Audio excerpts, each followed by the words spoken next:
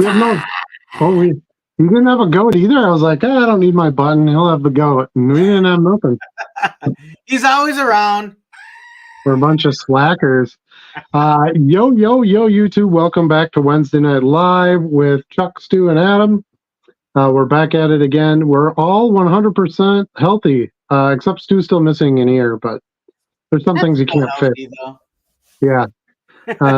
What? Yeah. Here's the thing. It really doesn't matter if he has both ears because he doesn't listen anyway. So, right? What? Sorry, I got distracted. Something just popped up. What'd you say? I said, it really doesn't matter if he has both ears because he doesn't listen anyway. Oh, that's true. Apparently, neither do I. Right? Yeah. What? Huh? You're talking? We have a show going on here. Sorry, we're a little late. That's Charlie's fault. Yep. So we'll just leave it at that. But anyway, we're happy to be back. We don't have any specific topics for tonight. We've had some things kicking around the past couple weeks. So I figured we just sort of talk about what's going on. Talk about sales a little bit. I made a big buy. Maybe talk a little bit about that. Sort of our plans in the next couple of weeks before we go to the National. Charlie and I have to get together. We've got something we're working on that we need to get together in person for. So hopefully we'll have some more information on that soon. We planned to do that a few weeks ago, right? But everybody got sick, so we kind of stayed away from each other. We were sick first here, and I didn't want to bring it to you, and then you guys are sick, and yeah. So hopefully we've gotten that all shaken loose. Things here have been interesting the last few days. Last night we were in the basement. I have a movie theater in my basement, and all the power went out. So we ended up just sleep. It's funny because I have power recliner chairs down there. So we're all in the recliners, and then the power goes out. Well, how the hell you got out of the chair? So we were kind of Adam. we were kind of like, well, you can't close it. It only goes down with a button. So out of it with the leg rest up too. We've got a brand new sectional sofa set, and from the kids climbing out of it and not putting the legs down, they bent one of the arms already. We had to get a replacement part already. Yeah, and the way these are built now, I got pretty good quality ones, but let's just face it, furniture just isn't what it once was. Yeah. They use a lot of pressboard materials instead of real wood and stuff like that. Regardless of whether or not you pay $3,000 for a chair, it's still going to have plastic parts and things like that. Right. So anyway, that was one of the things that said was like, do not climb on the legs of this. First of all, it'll dump you forward, so you don't want that either. But yeah, it was kind of interesting. We were about quarter of the way into a movie. What the heck were we watching? I don't even remember what we were watching. Was it Clue? No, we were watching Addams Family. Okay. And just everything just shut down, and we're like, well, I guess we're gonna just go to bed down here then. So slept down there for a few hours. Power was out for about, let's see, it went out a little before 10, and I think we got it back a little before 2, so about 3 hours, 4 hours. Yeah, your side of town got hit much harder than my side of town. It was windy here, but we've got big trees all around us. There was no branches down this morning, but I worked on your side of town over in Ashwaubenon, and right by my office, a huge limb of a tree down. And then further south of us, they got hit even worse. Yeah, there was tornadoes, and Kaukauna got whacked really bad. I got some friends at Kaukauna. They were sending pictures and stuff. But I'm very used to the power going out in my neighborhood. I have a very nice big generator. You live here for a couple of years and you realize, I'm going to need something to power some stuff. Now, one thing that's really cool that I learned, Charlie, is normally if you have cable internet, if the power's out, that's it. You don't get any internet. That's not true. Not true with TDS. They have their own power going to those pods. So I could take my internet, plug it into a external power source, and boom, I still have internet. Is it their own power going to it, or is it a battery backup on like the router? Nope, it's not. It doesn't have anything to do with my equipment because when I went upstairs, it was all off. Okay. So the power was out. So it's got to be something that they run through their own, through the fiber line or power to the fiber line. Because I remember back in the day, AT&T, when I still had a home phone, there was this big backup battery box in the basement that gave that system power too. Yeah, I've got nothing like that. So now where I am, that's also important because basically my phones are useless without Wi-Fi because of the woods and everything else. Um, so to try to make calls out, or if you needed to do something emergency wise, it really puts you in a bind when everything is down. Um, so I was happy to learn about that. But yeah, everything else, nada. Still waiting for that call that they're coming into my neighborhood. Yeah, it's nice. It's good. Now, about 90 minutes ago, we had a good Yep. 15 minutes of pea-sized hail. Did you get that? I don't know if we got the hail. I was outside trying to get the stupid dog in. She ran to the far side of my yard and was laying down in the dirt. So I don't know what her deal was, but um, I got her basically to the door right as the rain was starting. But I didn't see any hail or feel any hail. But I came upstairs to my office. She doesn't like storms like most dogs. Yeah. I came up to my office. Bree and Luna are gone, so I got her little bed and stuff because she's my wife's work dog during the day, and brought that in by me, and she laid by me, so I just stayed in here and worked because it didn't really do me any much good to have her lay in here and I go somewhere else. So Yeah, we got enough hail but I to kind of didn't cover the hear. ground. Yeah, I would have thought I would have heard that. Usually hail has a pretty decent Yeah, that's noise how I to it. noticed it. I was hearing it hitting the windows here in the basement where my office is. Jeez. Yeah, I don't think we got that, but yeah, we could go a couple of weeks now without something. We actually had soccer practice last night. I really thought they were going to cancel it. Yeah. We got it in like 10 minutes after we got home. Just boom, we got hammered. So yeah, so good times there, but everybody's safe. We didn't have any damage at our house. A house couple blocks up did get some damage. Tree on a roof. So not a ginormous tree. Like we have some 8 foot around trees. Like those will just take your whole damn house down.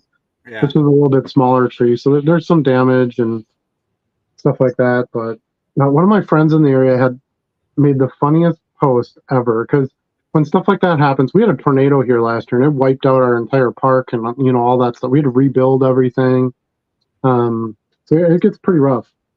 But anyway, he had a tree fall on his house, and he just posts because everybody's in we have like a homeowners Facebook group, so everybody's on there. Oh my gosh, this damage, and if you need help, and here's how you get insurance. It was all this serious talk, and he just posts a picture of this tree on the corner of his house, and he's like, "Yeah, I never liked that side of my house anyway." And it just made me laugh. I'm like, hey, humor, man, because what are you gonna do? You can't change it. Nobody got hurt. Right. But my neighbors had a tree in their bathroom, their upstairs bathroom. Ooh. And it broke the fixtures right off the wall. So all the water's coming out. And it was just shooting all that. It was really weird. It was like a really bad, movie. There's just like water geysing out of the top of the roof of their house. And it was pretty insane. So I feel fortunate, that we didn't have nothing like that. But yeah. But it's that time of year, that's that storm mix. You get that warm temperature and that humidity and, all those things are mixing together. And that's when things happen. So, but I forgot what I was gonna tell you something too in the middle of that, and I forgot what I was gonna say now. But anyway, but yeah, we're all good. Hopefully, we don't have anything else coming up. It doesn't look like the weather's going to be too bad going forward. So let's take that with a grain of salt and hope for the best. Nothing in our park got wrecked, so I was happy about that since we just spent 40 grand on playground equipment. It's playground equipment is insanely expensive. Insane. I was like, a jungle gym, 40 grand? What the hell? Yeah. That's like half of the price of my first house, Yeah. So anyway, you went up north this weekend? Yeah, we were up north, got a solid amount of work on our project up there, remodeling our dwelling up there. We gutted the whole inside of it now, so we got it down to studs and the Good. tin roof. So we made some headway there. We're ready to move on to phase 2 this weekend. We're going up again with the long weekend. We got to pull all the drywall screws out. And then we'll probably just kind of spend a little time on really confirming what next step we want to do, which we'll probably have to make some plans and confirm if we're going to replace the metal roof with a traditional roof or go up there and retighten all the screws and stuff like that. And I don't know. I'm kind of leaning towards, I don't want to go up there every 5 years and tighten all these screws. I think I just want to change it out to a traditional roof. It's rather small. And then I know I don't have to deal with it for, well, warranties will say, 13 years, 15 years. Like the reality 15, is probably never again in my lifetime. So we did that. And we're going back up this weekend, but we specifically said this weekend we are leaving at least a day, probably Saturday, wide open without any work plan, and we are taking the ATVs and the side-by-side out on the trails for the day. Fun. Yeah, it's hopefully we'll get the great weather to do that, Yeah, I heard Sunday we're supposed to get a washout, but Saturday I think it's going to be good yet.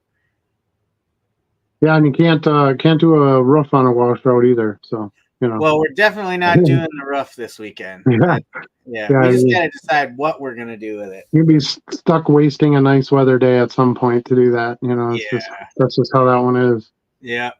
So, yeah, I don't have anything specifically planned for this weekend. We had a soccer camp Saturday, which was it was really nice. It was a lot of fun.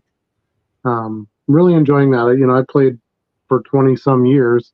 Yeah. So it's fun to have my kid out there, and she wants to play goalie, so I got her some gloves, and she's psyched. So it's all just been practices and camps and stuff. So I'm excited to see her actually get into a game scenario and see how she does. Sure. Sunday when I was coming back, I thought I might be able to sneak into the Green Bay Card Show at the distillery, but it closed up. The listing said 2:00, and it was right about 2 when we got back, and I was like, I'm too late. But I kind of thought, this might be perfect. I'll sneak in there the last hour and maybe get some decent deals from some dealers that don't want to box it up and take it back with them, right?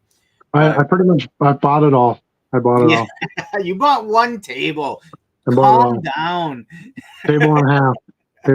Well, for our stuff, there usually is only 3 or 4 tables. I actually I never even got into the second room, where we were set up. I never even made it in. Yeah, we had, my parents are very involved with their church. My mom was a teacher at the school there, and they have a church picnic thing every year. And my sister's boyfriend's band, have you ever heard of the Dirty Martinis? Yeah. My sister's boyfriend is the lead singer, guitarist in that band. And they were like, "Oh, come on." My dad was actually, my dad's in a wheelchair and stuff, so he doesn't go out a whole lot. So like, we better go do this thing. So I'm like, you know what? This show is close. I can go there for a couple hours, bop out, get over to the church. I love church picnics. You get booyah and, cheap desserts, and, it's a great time for that. And the weather was amazing. Yeah. So we did that, but I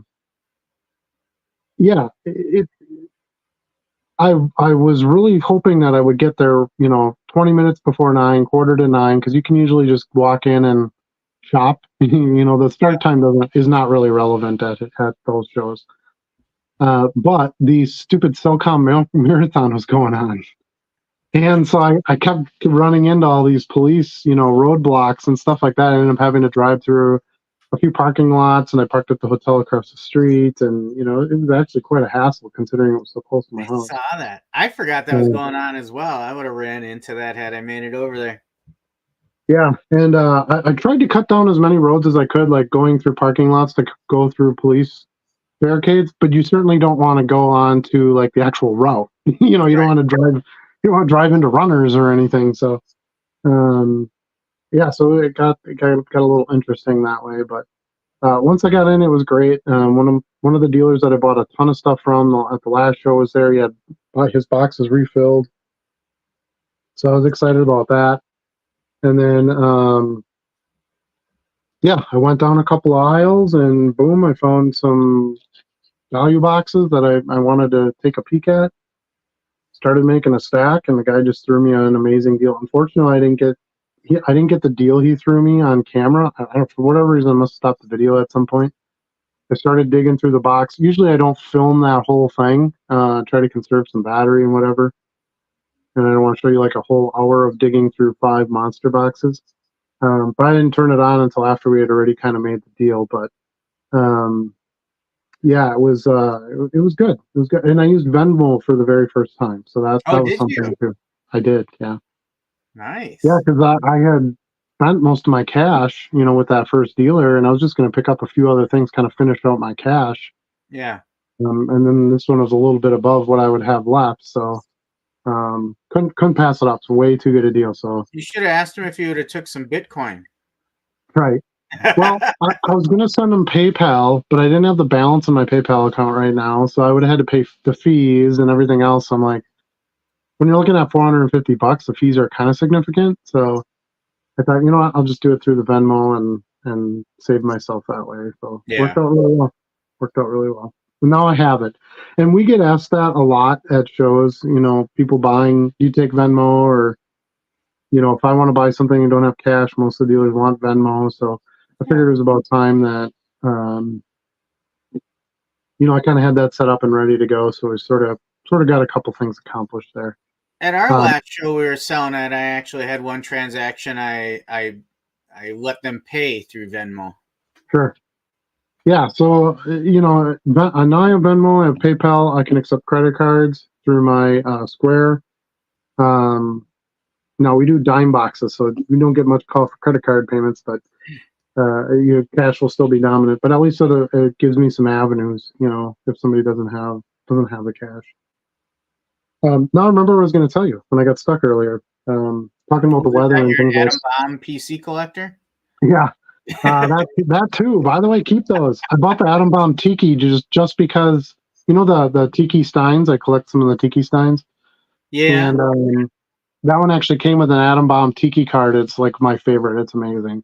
So and you then, collect all the variations too? Like this was AI Atom or something like that? Yes. The Atom Pinball Wizard. I have the National last year had a really cool one. It was like the fortune teller machine from Big. Yeah. But it has Atom Bomb in it, and then it spits out a custom card, and I actually got the Atom Bomb card sticker. Yeah. And it's $5. It's $5 each time you do it. So it's not like you're just gonna, every penny if you get it. It is. It is. So I have some really nice ones. I've had some good luck. I have both versions of the original one. I have the matte and the glossy, the checklist version, unmarked. So I've got some really nice Atom Bomb pieces. So I keep going on that. But anyway, what I was going to tell you earlier was I had to go. Where did I go? Oh, I went to pick up my daughter's PTO. They do like a restaurant a month, and if you go buy food at this restaurant, a certain percent goes to the school, right? Yeah. So we try to do that when it's restaurants we like. We would actually eat at. So it was Got Subs, which is in Howard. It's right on the other side of the castle by Aaron Rodgers' old house. And so Luna has a little friend. Her parents actually own the restaurant, so she wanted to go with me. So I pull out and I'm kind of going around the corner here, and I stopped because I don't know, I had to check something on my phone that I forgot to do before we left. So I pulled over, and it was right in front of Jordan Love's house. So he comes walking out, and I'm like, oh shit, is he gonna come yell at me? And he's in like track uniform pants, and like Crocs or something like that. And he kind of stops and he kind of looks and he's sort of watching me a little bit, and then he keeps walking. He's going to his mailbox. Yeah. Out on the curb and stuff. And then I pulled away and I left because he's like right on the start of a cul-de-sac. So it probably looked a little weird, like, why would you pull over here? But yeah. I don't use my phone when I'm driving, especially when my kid's in the car. It's just I I think that's worse than drunk driving, personally, because there's no way you can pay attention and do phone stuff at the same time. Anyway, that's a whole other topic, I suppose. But yeah, I was like, oh, I guess Jordan Love's back in town. So kind of interesting there. We'll see if I saw an article this afternoon where he was talking about some of the new rookies coming in and things like that. So maybe that's what they're doing. They're starting to meet and put some of that together. So I'm sure we'll start seeing video and stories and all that, coming up there. For sure. That kind of leads me. We should probably talk about cards at some point. What are they? What are they? What are they? My livelihood, but I think it's been a little bit slower the past couple of weeks. Some basketball stuff has been pretty good. Some baseball stuff has been pretty good. But honestly, predominantly the best-selling stuff, and some hockey too, the best-selling stuff is football. I think it just really is. The market sort of dictates that, as the times of the year where card sales are the best are generally peak football times.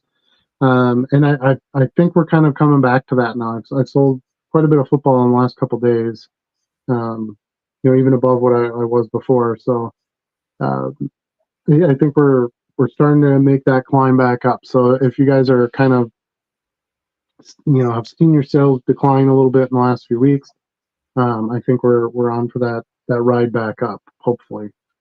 And then the end of summer is awesome, because that's when you actually have the national and football starting and all that kind of stuff. So as far as basketball goes, it's pretty much dominated by. I saw a little bit of Jokic, but it's been pretty much dominated by Ant-Man. I sold a few Jason Tatums. No, I don't carry a ton of basketball either, so that's part of it. Luka's doing okay with some of his stuff. But yeah, it's pretty dry on that. Other than old school players, of course. Yeah, that's true. I sold some Hall of Fame basketball players earlier today. Garbage Pail Kids. This week I've sold some wrestling cards, including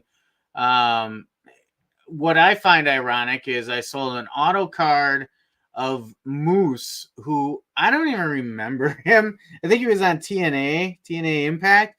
I got that card down in like Oshkosh or something, like last fall. We were there at a show and we went and bought that blaster of Leaf Heroes. So I moved that today. Sold some F1 today. Old school baseball. I sold like a Jose Canseco Oakland A's sticker. Some Drew Brees, Shannon Sharp, Ohtani, of course, some Favre, Dan Fouts. So I've been kind of all over the board, but volume hasn't been high. You know what I miss? I miss candy bar card yesterday. That was nice. I miss getting Ohtani's for 10 cents. Remember when that happened for like a week? Yeah. That was amazing. Yeah. I bought every single one I could get my hands on. Yeah. And most of them have sold already. I did buy some. I got some really interesting cards this past weekend too. And there's actually a couple of the handfuls I pulled out of some of the boxes. I had some good stuff in there, but I got like some Duracell cards, which are pretty sweet. Some Tombstone Pizza, some minor league stuff, some punt, pass, and kick football. Do you remember those? The punt, pass, kick. It was all the different brands, and they would each have a player that represented them for punt, pass, kick, or whatever. Is there a retro card of Andy Reid? I don't know. If there is, I want it. Yeah, if there is, I want it. I would take any Andy Reid card. They made that Rex Ryan rookie card a few years ago in Prism, and I'm like, why don't you guys be creative? And like they always do the baseball mascots, but they never make football mascot cards. Other than Sports Illustrated for Kids did. They made like the Ravens card and a couple of those, but like basketball mascots too for college. The Chief with the big hat, and it would be cool to see. There's even, there was like a Packers mascot a long time ago. But it would just be the Bronco, the big Bronco guy. You could have the the big ship or something for the Buccaneers. You know, they have that ship where they shoot the cannons, and I don't know. I really hope when Fanatics gets in, they look at this as an opportunity to do some new fun things and some different things. But anyway, Yeah, I should we actually start? sold a mascot card the other day, the Oregon Duck. Nice. It's pretty cool actually. And I sold what's the Alabama mascot, the elephant, Big Al, I think. I Oh had yeah, a yeah. nice prism parallel of that sold. Nice. So those college mascots go pretty well, I think. I don't come across a lot of them in the boxes I'm picking. No, me either. I wish I did find more. Yeah, if I find them, I buy them for sure. Sold another one of those comic ball Looney Tunes cards too. Like those, I don't sell them every day. I don't sell them every week, but they just pop up here and there. So sold a Cincinnati Reds Wile E. Coyote the other day. Nice. I have fun when I see those ones sell. Yeah, those I picked up a ton of that stuff at the National. Any of the cards that had like real players on it. So, you know, if it had Nolan Ryan on it or Ken Griffey Jr. on it, it was a no-brainer to buy it at 2 cents or 3 cents, whatever it was. Right. But that reminds me too, I sold that Michael Jordan McDonald's cup the other day too. Nice. Yeah, pretty much anything with Jordan on it. I mean, the cutouts go for money. I've got a few of the mini posters from Sports Illustrated for kids. Those sell really well. Yeah. Yeah, I mean, you name it with Jordan on it, and you can do all right for sure. It's amazing to me, like you were just talking about the church picnic, and there were some kids and stuff there. It's amazing to me how many kids wear Michael Jordan shoes. I'm like, do they even know who that guy is? Like, I've got a son that is into the Jumpman. He doesn't really know Michael Jordan the way we do, but he knows the Jumpman logo. So the brand has just gotten insane. I mean, it is so, you know, well recognized. But yeah, I mean, I think about it like, okay, I watched Jordan, so obviously, you know, I would know who Jordan is, or I would still care about Jordan. But like, did I care about Jerry West when I was watching Michael Jordan? No. You know, so these kids are watching, you know, LeBron and Steph Curry, and the game is so different now. Besides, and yet they wear Jordan shoes. It's just it's something crazy. It's funny. I have so much more interest in Jerry West today than I ever did as a kid. Same here. I don't even know if I could have told you who he was back then. He's the NBA logo. That's who he is. And that's why I mentioned him, because you think Jumpman, that's Jordan. Well, the NBA logo is Jerry West. So like you'd think, okay, that would have had the same impact. No, it didn't. It didn't. No. And even still to this day, we have all these modern players that are good. I mean, most people still consider Jordan the GOAT. But there's no shoe lines that compete with Jordan. Jordan hasn't played for 20 years, and still his shoe line is the most popular. Like, it outsells, you know, any of the Chris Paul had a line for a while. You know, especially the ones with automatic lacing. Yeah, I have the Back to the Future automatic lacers, but I don't have Jordan automatic lacers. They do make some. They make some, but I haven't picked those up yet. They're not really a shoe you would wear. So, like my Back to the Future ones, you put your foot in and you let them tighten up. But you know, when you go to take a shoe off, you kind of pull that heel and it sort of pulls that tongue forward. Mm-hmm. You can't do that with power lacers. It'll pull the lace right out of the you know, it's just two gears with a motor essentially. Yeah. So as soon as that plastic lace gets pulled out of there, you got to try to fit it back into those gears again for it to work. So I don't think you'd want to be doing that every time you were taking your shoes on and off. Oh, really? But it's a cool gimmick, but it's pretty much just that. I don't suggest wearing self-lacing shoes on a regular basis. So anyway, should we get to the chat? Let's do it. These people have been listening to us long enough, I think. Joe is here. Good evening, boys and Stu. As you can tell, Stu's happy to be here. Good evening from Troy. What's up from Bill? Nice. Love it. Average Dave says the Eugene Marathon goes by his house. He's basically trapped for a half a day. Yeah, pretty much. The good Eugene's news. got his own marathon. That dude's pretty lucky. Why are they running for Eugene? What happened to him? What does he need running for? But yeah, the show. I had to leave the show by like noon, and I was like, "Crap, am I going to get out of here?" Still, luckily, pretty much everything fizzled out at about 11:30. So it wasn't hard for me to get. And I went the other way. Normally, I would go like past the marathon route, and I said, "Nope, not even going to try that. I'm just going to go down to." Went down to 172 and went out that way. Our biggest marathon in town does affect my neighborhood. Some years the route is down the main throughput street to get to my house because I'm on a one-way street, so I have to go down this main thoroughfare. And sometimes they use that as the route, but even when they don't use it as the route, I'm in close enough proximity that the street is just packed with cars that park and then walk over to the start. Are you talking about the Bellin, the 10K? I ran that for a lot of years. It's a great little race. It's fun. A full marathon? No, I wouldn't do a marathon. I have a hard time really understanding why anyone would run a marathon.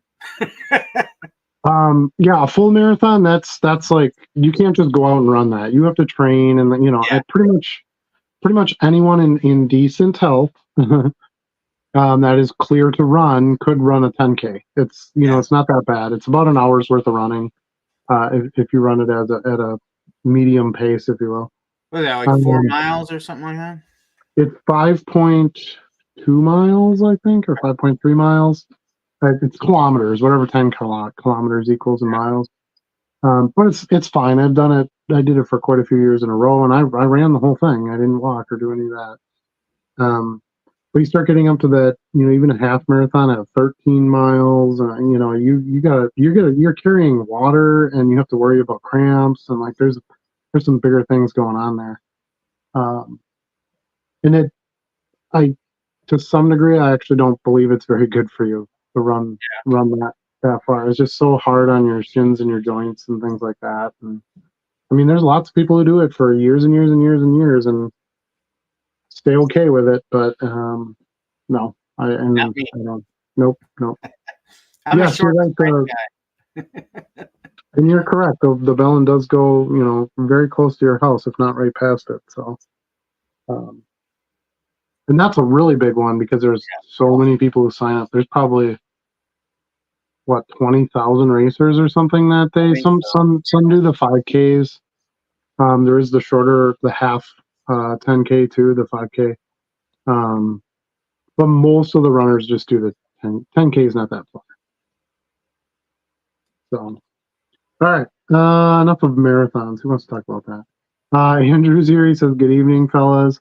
When I send offers on the Bay, I have started to give the benefits of following my storefront as well as my buy at least 3 cards and get 20% off. Notice a nice bump this week with followers and 3+ cards." Yes, I do that for every single one. Yep. So I agree with that one. If you're gonna have a coupon, you might as well send it to people, especially if somebody's saved something that you're selling as something they're interested in. Yeah, you want to do that for sure. So good. I'm glad you see an increase besides. Yeah, we were talking earlier today. I sent out a newsletter this morning, and I saw a little bump from that too. So that is another effective way to drive a little more traffic and hopefully sales as well. Yeah, I do. I just have my newsletter launch every week on a Saturday, and the reason I do that is I get more buys on the weekend, so I figured at least that's automatically going out there. And then I use my coupon. I send out my coupon as sort of my fillers in between to get to my followers and stuff, subscribers. But yeah, what newsletter do you use? Do you use one of the templates they have? Yeah, I just use one of the templates. Mm-hmm. Which one do you use? Because you do a coupon separate? I don't even remember. Yeah, I do a coupon separate. Because I do the coupon newsletter.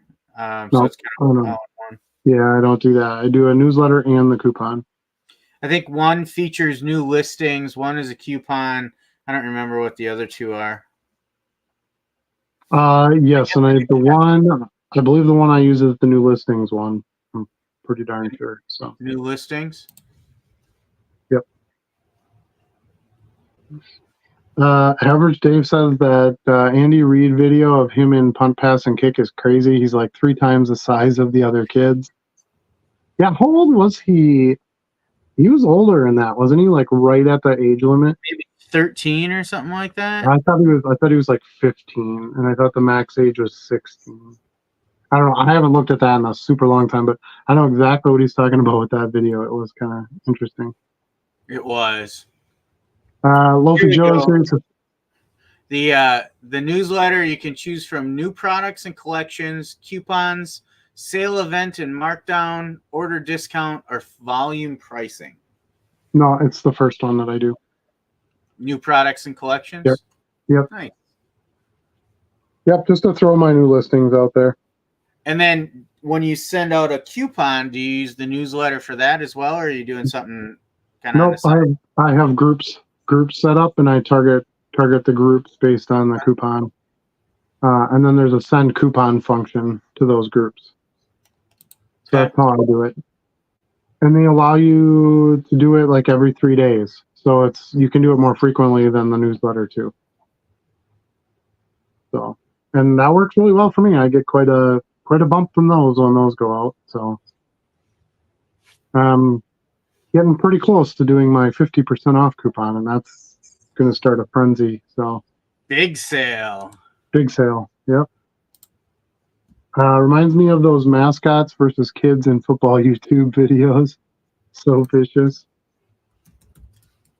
Mascots giving kids CTE. Yeah, we don't want that.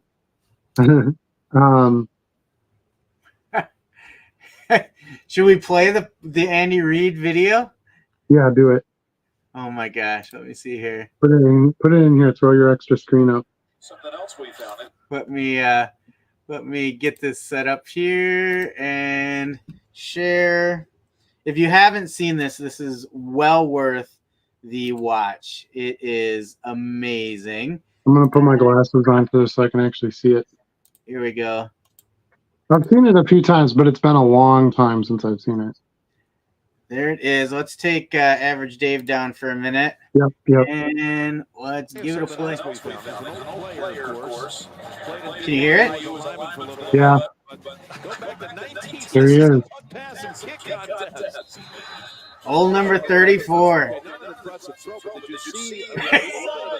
Advantage. Outstanding, huh? Yeah, he was immense. He is. When I look at him now, I mean, obviously he's a heavier set guy, but when I look at him now, I don't see him as being like huge. You know what I mean? Yeah. So obviously, he was just ahead of his time, size-wise, I'm guessing. But he had a growth spurt early. I guess so. One of my where were we? Average Dave. That's where we're at. Yes. That was our last chat post for now. So we're back to you and I. Oh, okay. One of my best-selling items right now is Beavis and Butthead cards. So we kind of talked earlier about, sales go down a little bit when there's no football, and baseball's in season. Most of your bigger baseball, movement is before the season, right? Spring training sales.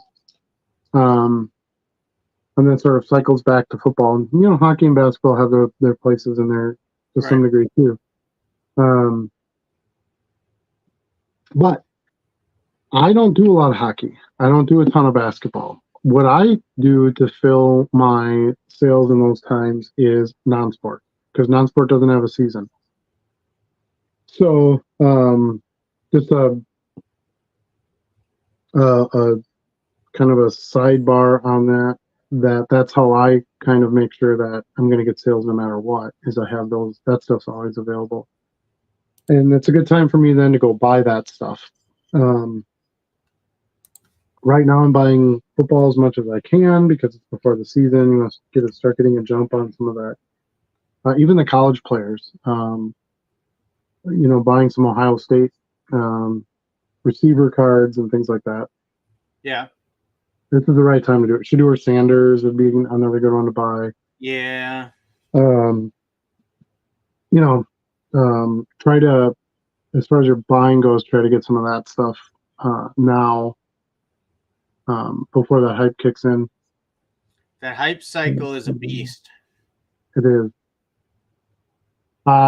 Joe's got a question. I don't know. I know it doesn't affect free shipping policies, but any thoughts on the calculated shipping default changes eBay started doing last week? I didn't know they made a change. I do free shipping, so I don't really pay attention to the shipping changes. From what I understand, when you do, because I do have shipping on a couple of items, I always just choose calculated shipping, because then what happens is if somebody from California buys the item, it's going to calculate shipping from my house to their house in California. If somebody from Nebraska buys it, it'll calculate that ship. So I just kind of let it tell that buyer what that shipping would be and go from there and just trust that system. Hasn't failed me yet on things that I've had to pay to ship, but and collected shipping on. But maybe you can let us in on the information on what has changed. The SNL skit helped a ton.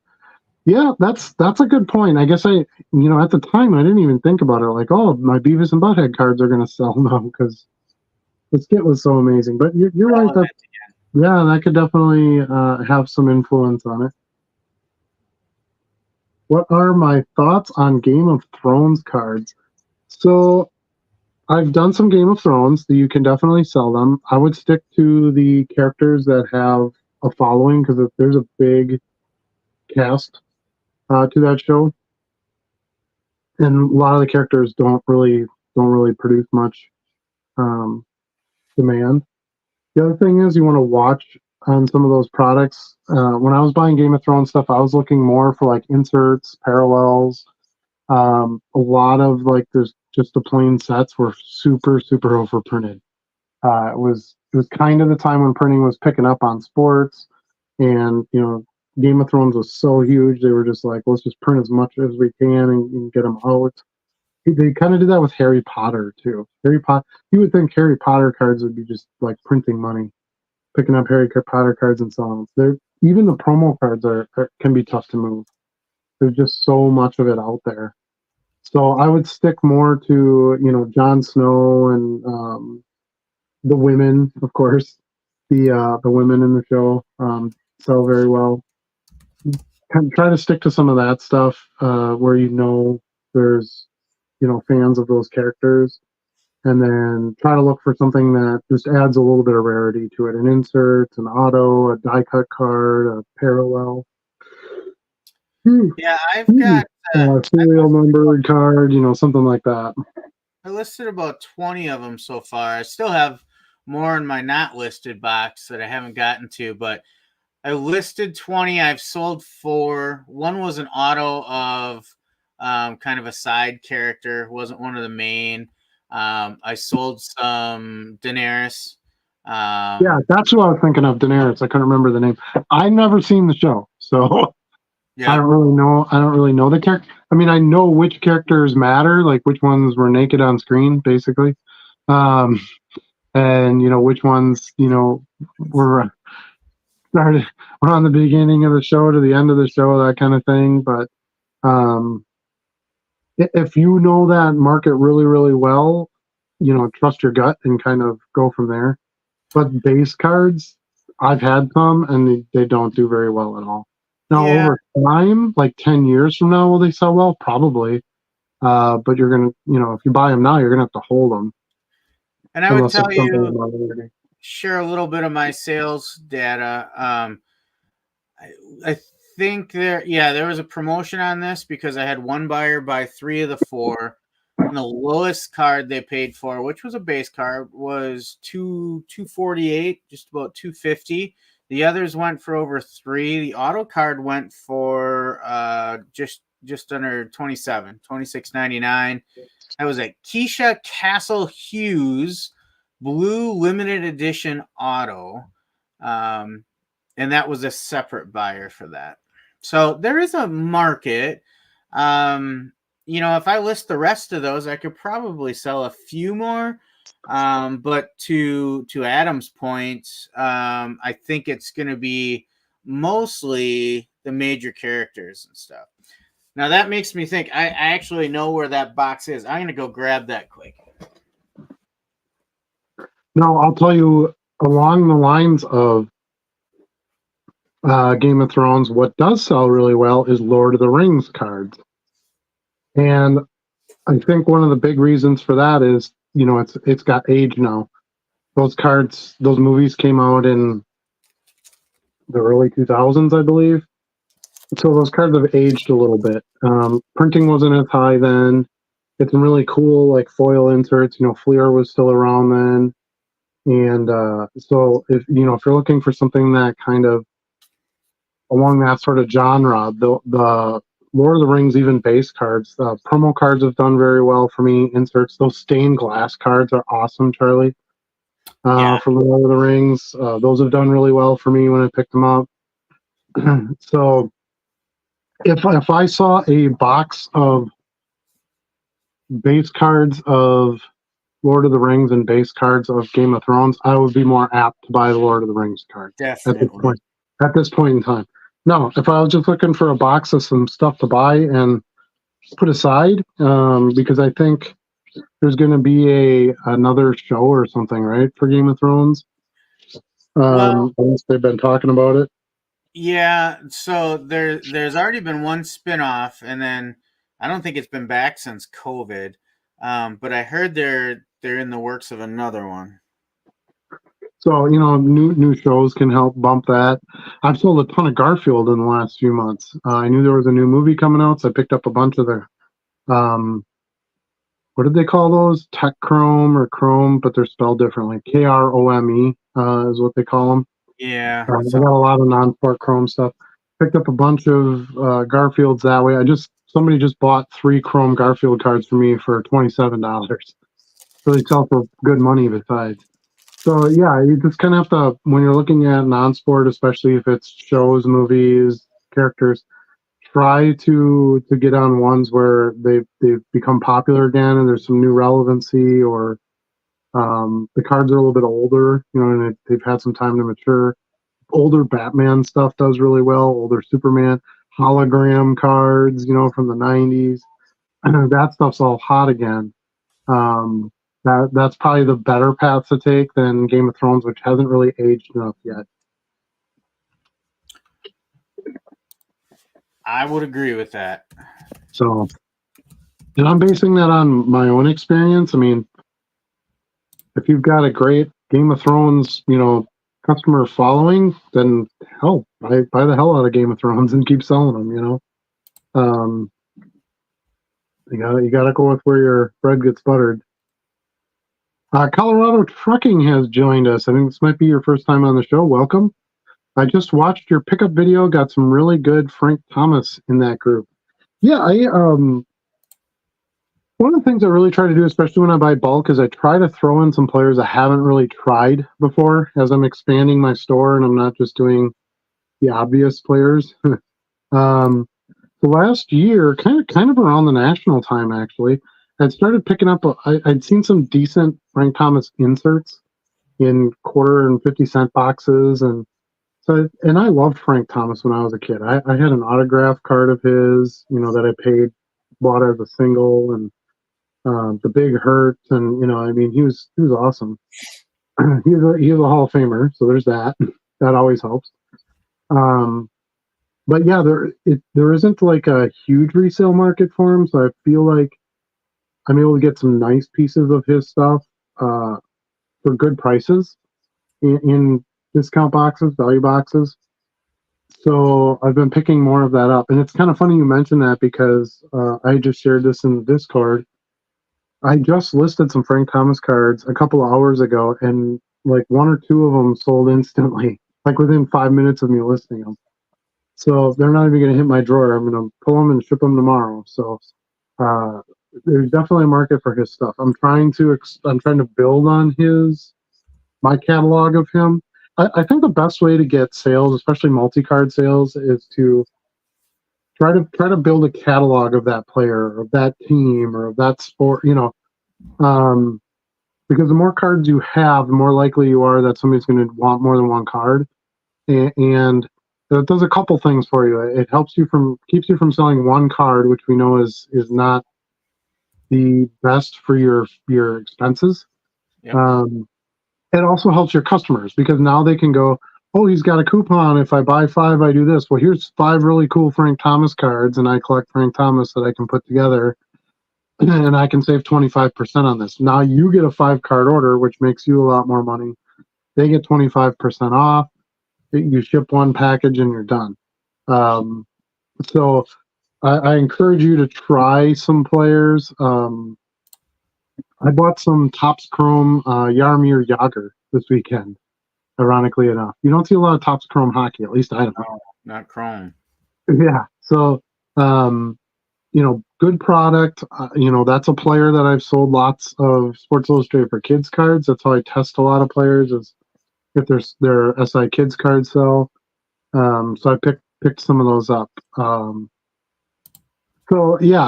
Frank Thomas has been one of those players that over the last, probably since the National last year, where I started picking a few things up, trying to pick up a little bit here and there at most of the shows when I find some decent stuff.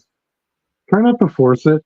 I would never go into a show and be like, I got to get some more Frank Thomas, but if it lands in my lap and it's cool inserts, and Sharif Abdul-Rahim, right? Total random basketball player from the 90s. You know who Sharif is? Yep. Played for the Grizzlies, I think it was. Mhm. The old school Grizzlies, the Vancouver Grizzlies.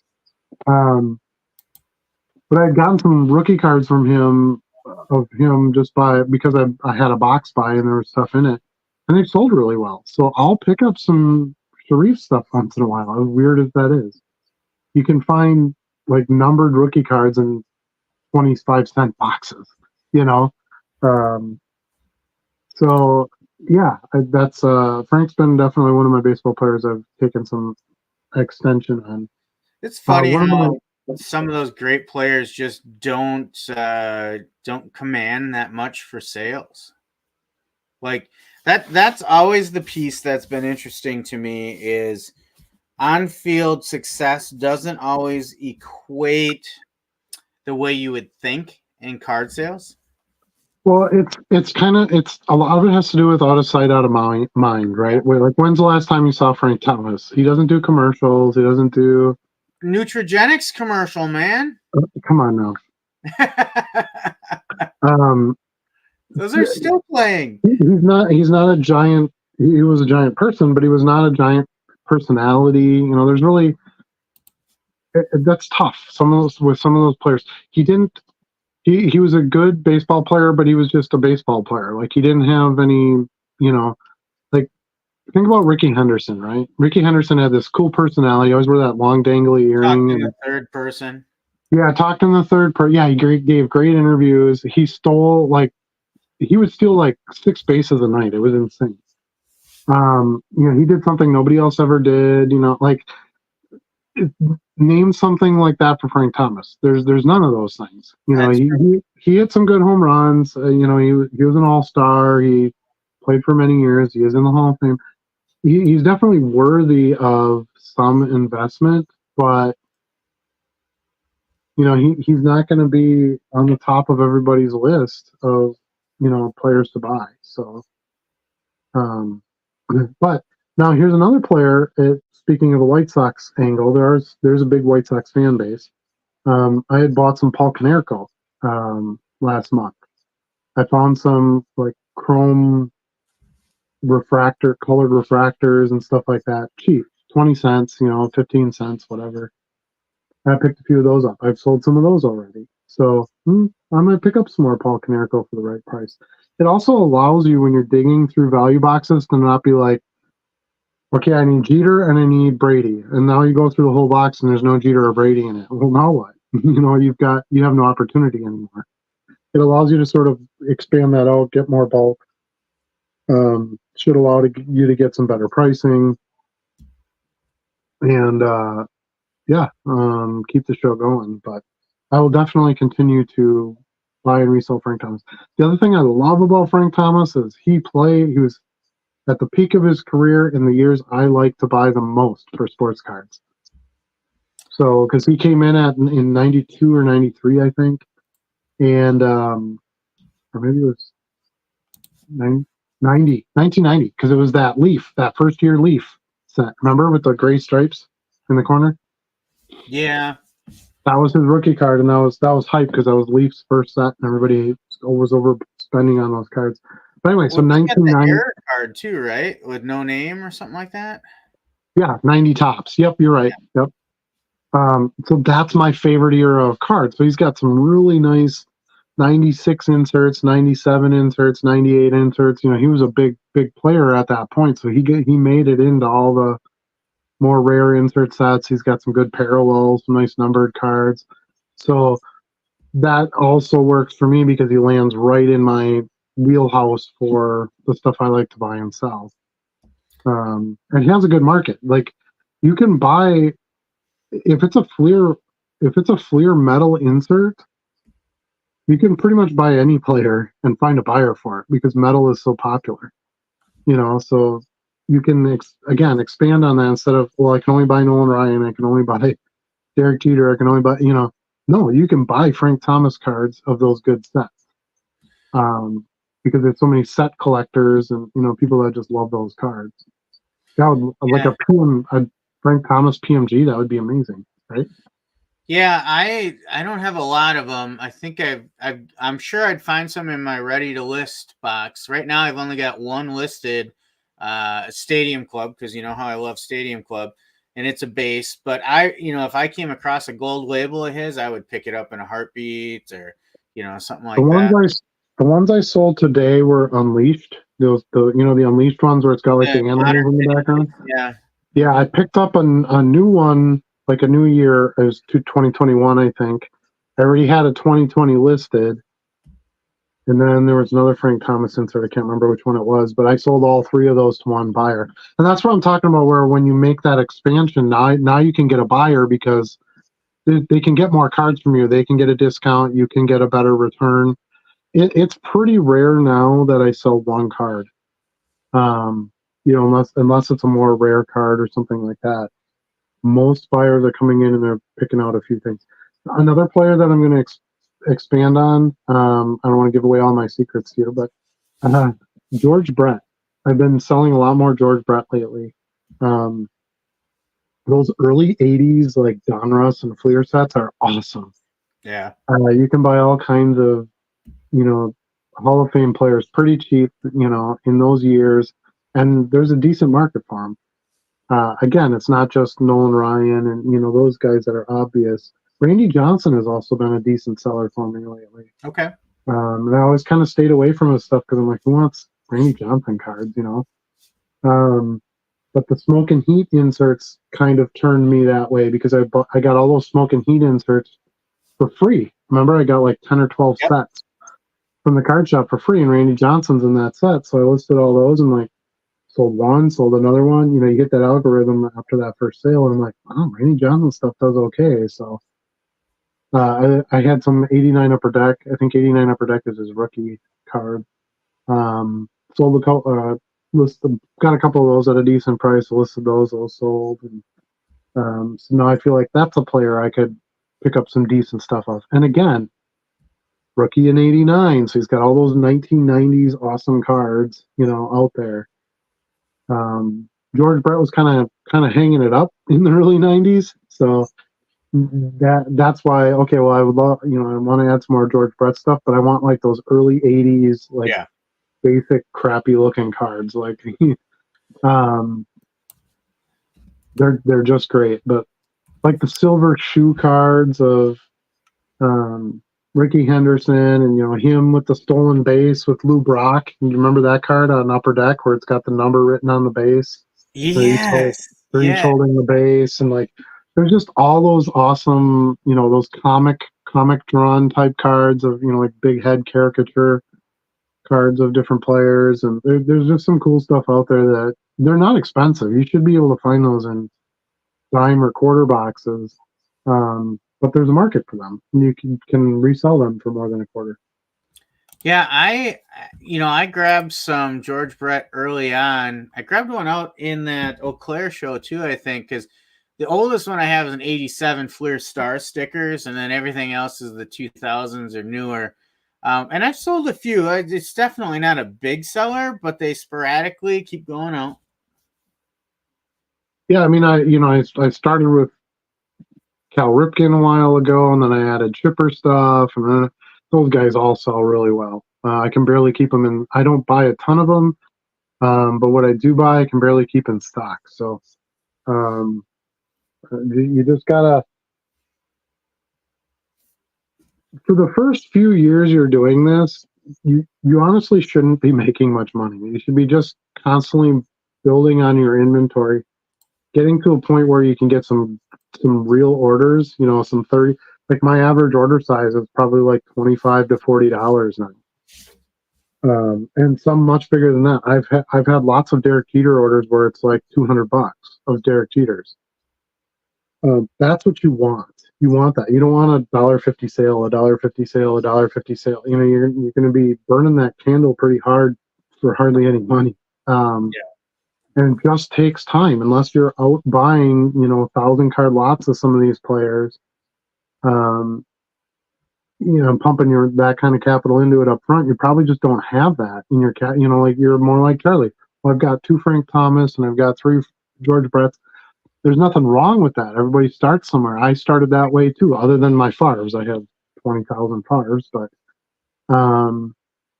use that as you get a few of those single card sales. Go, you know what? Frank Thomas stuff is okay. I've made some sales on it. I'm going to try to build up my catalog of Frank Thomas and have more available. Now you can't sit down and do that for every single player all at once. You kind of have to just sort of make an unconscious, log in your head or notes in your head that these are some players that I would consider buying to start to build out, a more broad inventory.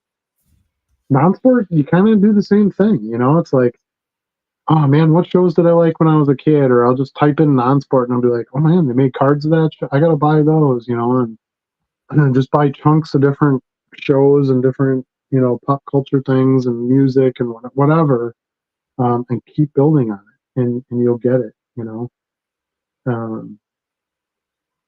do it from day one, you need somebody to write you a really big check, and then just go out and buy everything. But good luck with that. And I still wouldn't suggest that as a good path because you don't really know what you're buying on day one. You really need some time in, and you need to make connections with dealers and know how to negotiate prices and make offers and what to buy, what not to buy. There are cards you shouldn't buy too, especially at certain prices. So yeah, take your time, reinvest your money into the business if you consider it a business for yourself, and just gain more inventory, keep building out that inventory, and get a goddamn scanner. It helps. It definitely helps.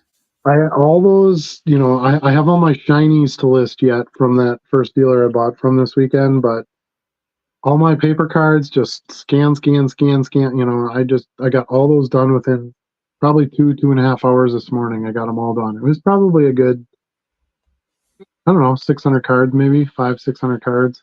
So a good chunk of it was that. I bought a bunch of vintage stuff. That's the other beauty of vintage. They're all scannable. Super easy to like buying vintage. Commons is like not fun, but it's pretty repetitive and boring when you go to list them. But man, when you can just throw a chunk in at a time on that scanner and it doesn't confuse the software because there's only one of those cards. There's no parallels. There's no, wrong backs. There's some of them have like a Coca-Cola version or, O-Pee-Chee versus top. You might run into some of that when you scan, but for the most part, you're going to be just scanning in Topps base cards. or Bowman base cards, and boom, you're done. List them and you're done. So anyway, kind of a long about answer about Frank Thomas there, but thanks for watching the video. I appreciate it. If anybody else hasn't watched it yet, I made 2 big buys this past weekend. A dealer I had bought from before, bought a big lot from him, about 180 bucks worth. 268 his tag price. I paid 185 for it, and then I bought a 7 monster box table out, which I haven't done anything with yet. So you won't see any videos on that for another day. But I mean, what are you doing? You're home all day just working on cards. I'm trying to get the first dealer one done, because I just don't want it all on my desk, and you can't sell what you don't list, Charlie. That I've heard that somewhere before. Yep, you might be hearing that a lot more. Joe says we can opt out of it as a seller, but the change was the discounted rate we used to get. The buyers never saw, are now the shipping price the buyers see when they buy now. Okay.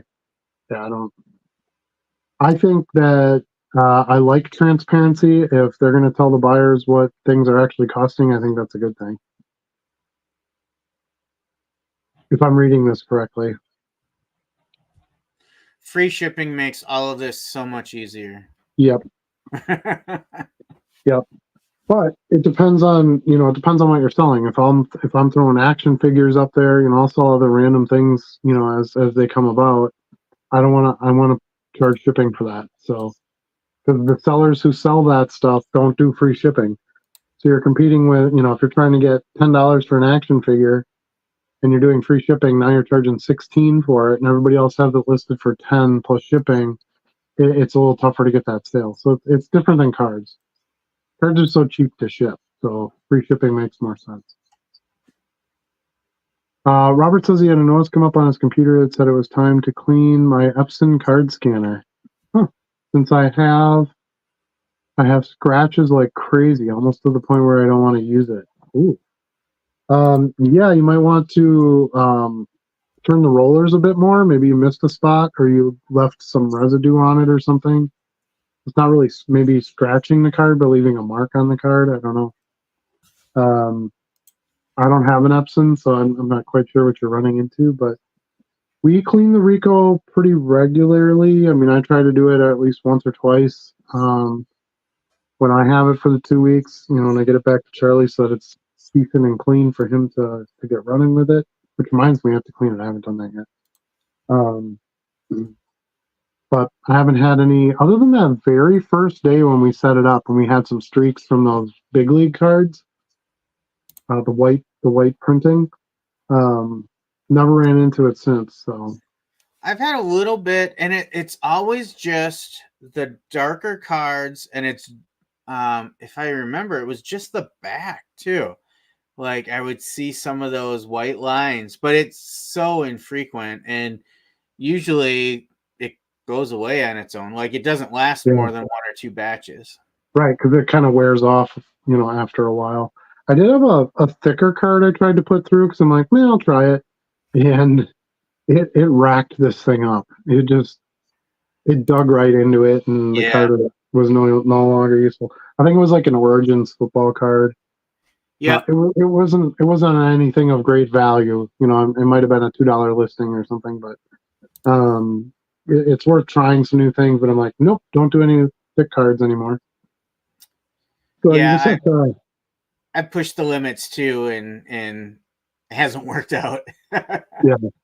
So now I just go very, very straight. No shine, matte, 32-point cards. No die cuts. I keep it very, very simple, and then the rest I just do by hand. I list stuff so fast with my phone, it doesn't really matter if I can't put it all through the scanner. This is kind of an interesting question. This is Russell. Welcome to the show. When you go to a show, does it bother you to go through and buy cards that are not in sleeves? I would be afraid of corner damage from all the people looking through them. Okay, so a few things to unpack here. first. It doesn't bother me to go through them. If they seem like they're well organized and they're in a nice box, they should be okay. Plus, I get to look at them. If they're all mangled, and then I just don't buy them.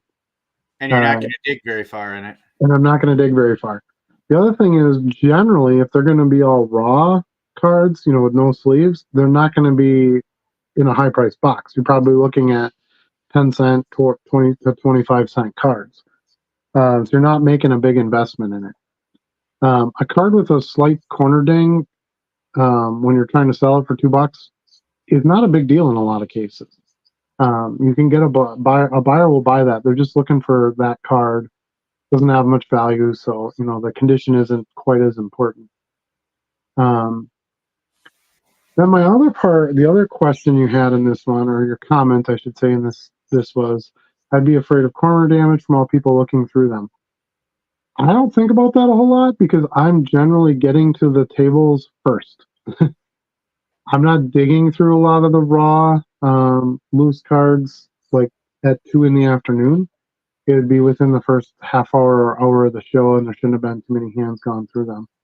Now, Charlie, remember at the Appleton show when we were buying all the 10-cent cards out of that kids' raw boxes? Yep.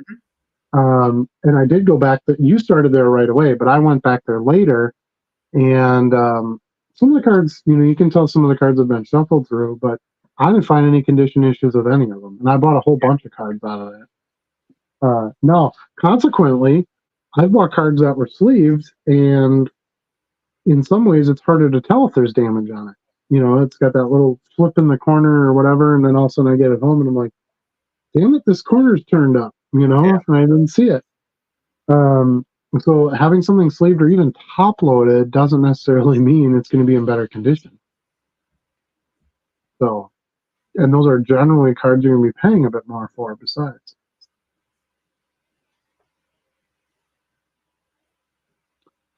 Card Honesty Collectibles says some people are waiting on G.I. Joe cards to age. Probably never. Now, there's a really, really obvious reason why. Do you know why it is, Charlie? Why is that? Now, there are a few cards that do okay. Like, you can do some Snake Eyes. You can do some Cobra Commander. There's a few of those cards. The Baroness. Some of those will sell. Storm Shadow. Yep, some of those will sell. Who's the other one that was the wrestler? Sergeant Slaughter? Slaughter, his cards will do okay.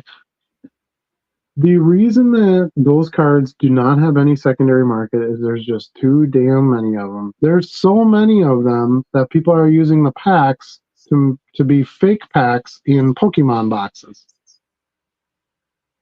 You know what I'm saying? No, what are you talking about? So don't you remember when Logan Paul bought the first edition Pokemon box that was... I do remember that. I didn't realize it was G.I. Joe cards that were all the packs that were in it were actually G.I. Joe packs. So when you're using the packs of something as the junk, fodder in a valuable box, that should tell you something right there. So I think G.I. Joe itself is doing just fine. The action figures do really well. The vintage action figures that were never made to be collectible and hang around and be resold for profits and so forth. But at the national or even comic conventions, probably seen this more. I'll see stacks of sealed G.I. Joe boxes, and they're like $15. So when there's that much sitting around, there just isn't going to be enough value. And there's so you're telling me I'm not going to do anything with these G.I. Joe cards? Oh, what is that there? Is that a Cobra? You can start a fire with anything, So. This is just my personal collection from my own memories. Nice. Now, but yeah, the set didn't have anything interesting. There's no inserts. There's no parallels. There's no autographs. There's nothing to draw anybody into it. They're just a comic drawing. Excuse me, of Cobra Commander. A character on a card, and there just isn't that much demand for that. No, you have to remember too that the action figures actually had cards on them. There's the Snake Eyes. There he is. The action figures back in the day had cards. You could cut out the card on the back of the action figure, and it had like a little profile card. You remember those? Really? Yep. Yeah, it was the So, dossier card. yeah, the dossier. Yeah, it was like the little what was it? Yeah, it was like their military file, right? Mhm. And there were people who It collected looked like those. So this. yeah, that's it. That's the very shape it was. Yep. So there's those as well. So there might just not be that much market for it because of that. What I like is I remember reading these very comics, the special Hmm. missions, and these particular covers. Where the heck did it go? This one where they're in the jungle. Like I can go back and remember sitting in my room reading that very issue. Now, Yeah, what I should be doing is collecting the comics. yeah. Although I don't know that those have much value either. I don't know much about They the really comic don't. I market. have a few. Yeah. Maybe $10. So yeah, GI Joe got so big they just printed and printed and didn't really think about it much well, didn't have to care about it much. They just wanted their instant money. And there just isn't going to be much market there going forward, even though there's a huge GI Joe fan base. Look, I don't care. I got 2 words for you. You know what they are? Yo Joe. Go Joe. Oh, go Joe. No one says go. It's all about the yo. It's Go Joe. He has always been my favorite player. Had a ton of cards of him when I was a kid. His shoes were awesome as well. I think he's referring to Frank Thomas. Frank, yeah. Brett is a great sell. Panini parallels move quickly. Don't tell anybody else. Brett is my thing. Leave me alone. But no, I've been selling Brett cards for years and years and years, and yeah, they sell very well. But so some might say, well, why does Brett Favre stuff sell? And better than Peyton Manning stuff, for example. I'm not stating that as a fact. I'm just saying, let's say that's an argument. Well, again, it goes back to kind of the appeal of that person, really. Once a player's career is done, then it's them as a person that you're kind of buying and selling. So now, is he a perfect person? No. Does he make a lot of dumb mistakes? Yes. But we experienced a lot of that. I mean, what other player has lost their father before a game, and the opponent's fans are standing there cheering him on and holding up signs for him? And who doesn't know who Deanna Favre is? Do you know all the wives of all the other players, other than maybe Brittany Mahomes? Unfortunately, um, there's just certain people that just kind of get that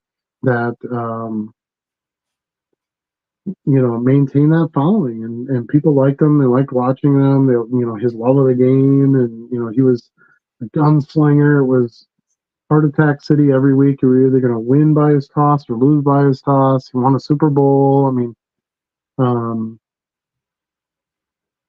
don't know. It just that's just kind of how it goes. Played for a team that has a big collector base. Those kinds of things. You start adding them up, then it's like, okay, yeah, I can see why this player maybe does better than another one. Point of fact, in the last month, Brett Favre did sell 11 more cards than Peyton Manning. There you go. And in theory, he shouldn't. Yeah, if you're talking about abilities in the game of football, it probably should be reversed. Well, even after football, I mean, Peyton's way more involved in media. I mean, he was just on the Tom Brady roast. He does the Monday night stuff with Eli. He does the top 10 things or whatever on show. I just watched some of that. He does the visiting the towns thing. Like, he doesn't have any controversies. He doesn't do the bad stuff. At least that's been on the news anyway. But he meant George Brett. Okay, well that's also a Brett. Dave, you got to know better. If you say Brett to Adam, you're going to get a whole lot of Brett Favre. Yep, that means first name to me. I think George Brett's always had a big following, and I'm not blind to that. I always knew that. It just didn't seem like he had a big market. There wasn't a lot a lot of juice to move his stuff. So I just kind of started picking up some of it and expanding that a little bit. Now that I've got some of the other players sort of expanded on, that's another guy that I can kind of add into my mix. That's kind of how I've done it. That's how I've built, and it's worked pretty well for me. Russell wants to know if I'm going to get any Caitlin Clark cards. Maybe at some point. Her stuff's way overpriced. Yes. No, I'm not buying any of that. Yeah, I'm not buying any of that. Might have been buying packs or something like that and pulled some, but no, I don't. I don't see her. She's good. I don't know how dominant she'll be in the pro game. College doesn't translate to pros all the time. I don't see her getting as big as like Jordan, or you know what I mean, where I have that really long term. Okay, I'll overpay for it now because in the long term I'll still make money on it. No, it's kind of a hype train, and I'm not buying Wembanyama. I'm not buying any of that stuff right now. Look at it. She could very well translate into the pro game and be every bit as good as Cheryl Swoops or Lisa Leslie. Mm-hmm. Or anybody like that. What was Reggie Miller's sister's name? What's her name? Cheryl Miller, right? Sure. Could be as good, maybe even better than any of them. But what does that translate to in cards? Not necessarily anything. Right. Right. And some of those names you mentioned, those are cards I do buy. I buy Lisa Leslie and I buy Cheryl Swoops and I buy, those I think are the cards that you want to buy because they can ride some of the Caitlin Clark hype. As people look more into the WNBA, start following it, watching it because of Caitlin Clark, then they're going to start going, oh my God, that Cheryl Swoops, she was really good. Or that, Lisa Leslie, I mean, look what she could do, that's going to be your better play. So I don't collect any of that stuff, so I wouldn't be buying any of it for PC or anything where I wouldn't care about the price. But yeah, I don't see much of a return based on current prices and stuff. Her stuff is she's already kind of staled out a little bit. I think the professional season has started, right? Yep. And she's been doing okay. I don't think she's been like slaying the league or anything. So I just think that the ceiling is low, if that makes sense. Yeah. I'll tell you in basketball who I'm buying right now. I'm just throwing out all my secrets tonight. So but Ja Morant. So he got suspended at the beginning of the season and then got injured. Basically, their whole team got injured and they could never get anywhere. So his stuff's cheaper right now and no one cares about him. But I think he'll come back. He might even get comeback player of the year. I think there's good potential of that. He has draft capital. He had hype. He had all-star appearances. Like he's there. All that is there if he comes back and plays well. Zion Williamson, if you can find his stuff cheap enough. He had a great, huge run towards the end of the season. He has his injury issues. Yes, that's true. But even if you can get him cheap enough and he can have another good run next year for a period of time and his prices go up like they did this year, you can sell them and take advantage of that. And again, draft capital, number one pick, all the hype, blah, blah, blah. He's still on people's minds, even if it's not to the degree that it once was. Mm-hmm. If Caitlin Clark ends up with a terrible first professional season this year and her cards go way down, I'll probably buy some in the offseason. That's the time that I would buy a few to take a chance on it, you'll start seeing them more in value. That's what I love about value boxes, because it almost plays the hand for me, right?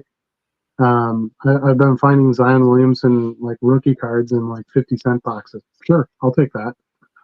Colton Cowser, Luis Gill, who we just talked about him earlier. I sold, that chrome rookie of his. When you're talking about the baseball market, there's some of those guys that are kind of forgotten about, and now they're, they were hyped. The hype has come down. Now they end up in value boxes. Now they end up in my hands. And I'll, try to catch them on playing, getting back up there. So that's probably when you want to take a chance on that. You don't want to buy them when they're at the peak. So 100% my bad. No, you're fine. We did talk about George Brett. I wasn't on the top of my. As soon as I hear Brett, yeah, I think, because people ask me about Brett Favre all the time, because that's my big sell. That's my featured product in my store, really. I've seen WNBA 2023 blasters at Walmart on clearance for $10 today. Almost bought some. I'd buy them for 10. Oh, for 10, why not? There's other players in it. It's not as overprinted because it doesn't have as big a market. It's funny because, and you can see this in a video too. A couple of shows ago, I was talking to a dealer that, I was buying value box cards from. And he was talking about the WNBA, and it's like the new thing, and everybody wants WNBA cards and blah, blah, blah. And I'm like, I don't think that's going to last. It's not that kind of thing. So it's nothing against women's sport. Don't anybody take this the wrong way. I just don't think there's enough fuel behind that fire, right? There's not enough marketing. There's no big national game schedules. Nobody's watching the WNBA finals. Caitlin Clark isn't doing McDonald's commercial. Like there just isn't. I'm talking card values. I just don't see it. It's just not there. And it could be at some point, maybe she's the kickoff to sort of bring it up there. But do you remember Diana Taurasi? Yep. You know who she is? Remember when she won like 4 titles, like her freshman, sophomore, junior, and senior year, she won at Connecticut. They lost like 3 games. Rebecca Lobo. Yeah, Rebecca Lobo. In her 4 seasons there, and Diana Taurasi, that's all you heard about. And who's buying Diana Taurasi? Yeah. I'll pick them up here or there if I see them cheap because I know the name, and I've sold a couple, but you're not going to build your store around Diana Taurasi cards, or Rebecca Lobo cards for that matter. So you have to kind of, keep it in some perspective too. You could literally run an entire eBay store just selling Jordan cards and make a living doing it. There are people who do that, or buy Jordan cards and grade them and sell them. Make a living that way. You could do that. You're not going to be able to do that with Caitlin Clark. I basically built most of my store off of Brett Favre cards. All right, I bought a cheap lot of Joe's in here of jockey cards rather than going to the track. I think I saw your post. Interesting. I think you could do okay with some of them. I've sold some jockey cards before, but just like any sport, it's the bigger names, the jockeys that were on the bigger named horses, right? And I couldn't even think of any off the top of my head, but. Yeah, that's probably where you're going to find the money. I don't know that all those jockey cards are really going to make a whole lot for you. Now, if you paid like $2 for 100 cards, it's fine. If you can sell a couple of cards at $2 a piece, you're in the money. So, it's not a terrible thing to take a chance on. I don't know that I would like want to load up my eBay store with jockey cards. But maybe kind of do a little bit of research on them if you don't know anything about jockeys, and just kind of see which ones you think would, or just test it. Take 10 of them and list them and see if they do anything, and build on it from there.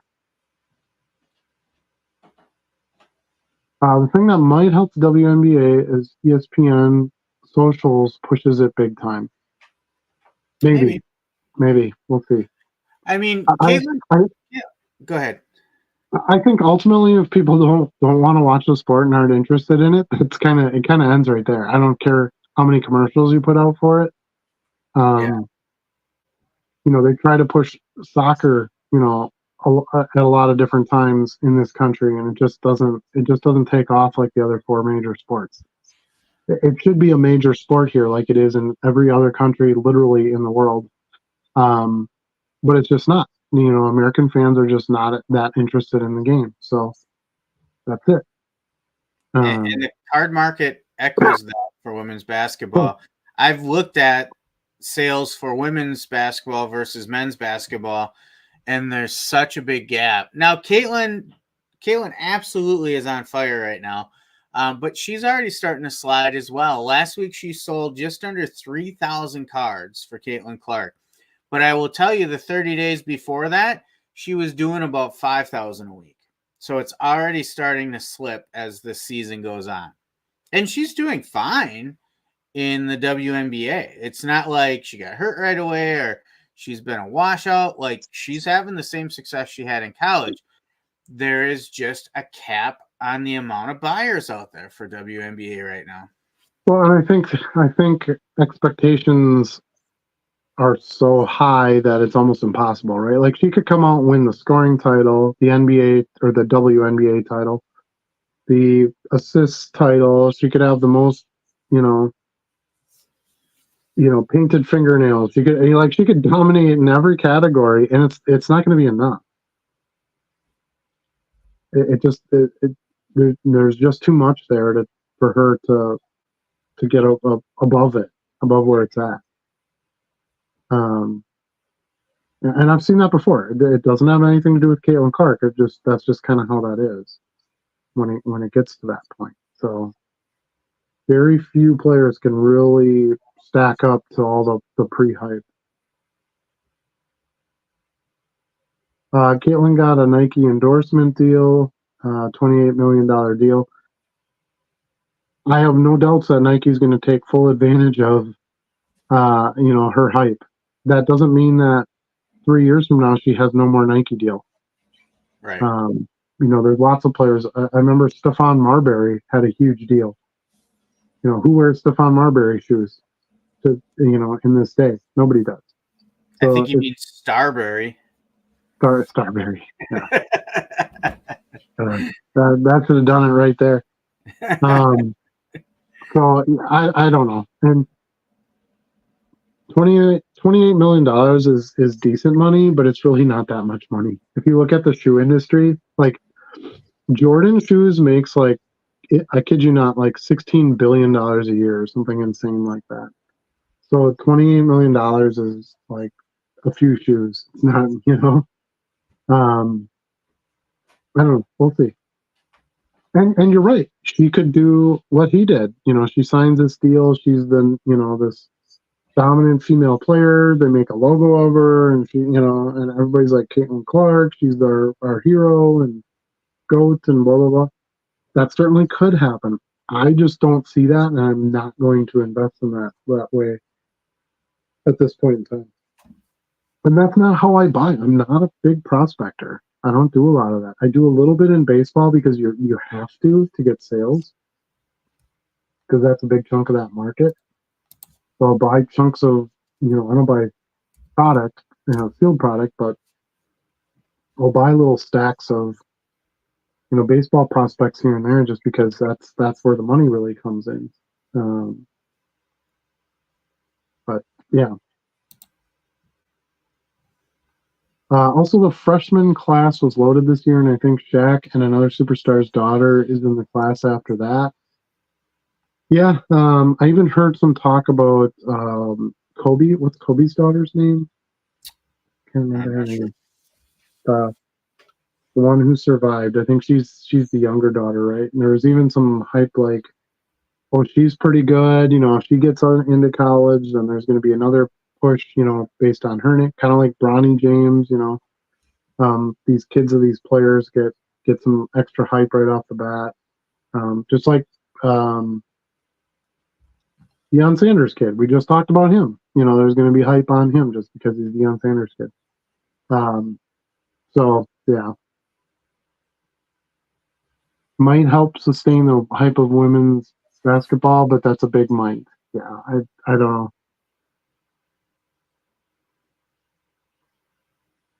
know. Problem with Caitlin is they are over 0-4 and she's averaging 7 turnovers a game. See, and that's kind of my point. You know, you can be dominant in one league, and as soon as you got to transfer to another league, it's tough. You remember watching Ryan Leaf play college football games in 1997? The dude was a stud. I was like, man, this guy is going to be like freaking Joe Montana. And I've never seen a quarterback, number one quarterback pick, bomb that hard ever. I don't think there has been one since. Ironically enough, I did go through one of the boxes. We talked about this earlier. One of the boxes and like a little chunk of it. There's some Ryan Leaf rookies in there. I'm so psyched. His stuff sells really well too. So same with Johnny Manziel. I buy Johnny Manziel all the time. I always buy Johnny Manziel when I find them, and they sell. There's some good fringe quarterbacks that do okay. Vince Young does okay. Tim Tebow, Colin Kaepernick. Like there's guys you can find at good prices and still get some return on that aren't Elway, Montana, Brady, Burrow, blah blah blah. The obvious ones. WNBA is historically a niche market. I could see value of 2010s cards going up as those print runs were very low.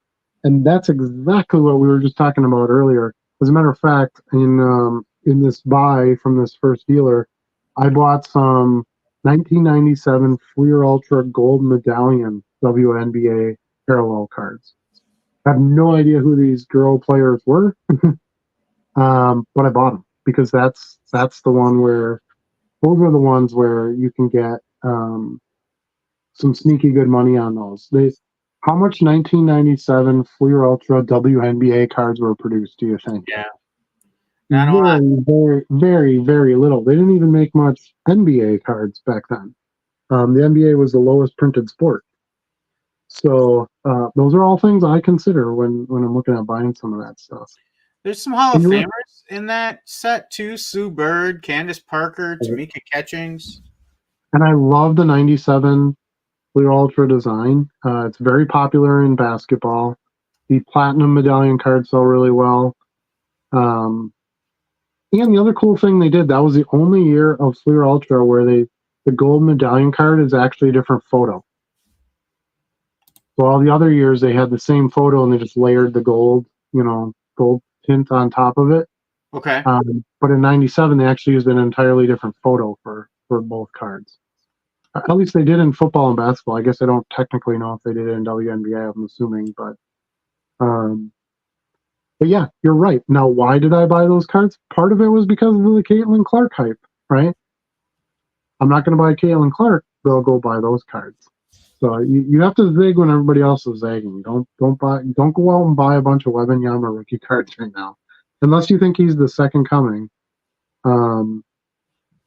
You're going to be overpaying for them right now. There's going to be another rookie, another year that's going to get that hype, and he'll just be another player in the league. I can remember when Tim Duncan was coming out, and when Kevin Durant was coming out, and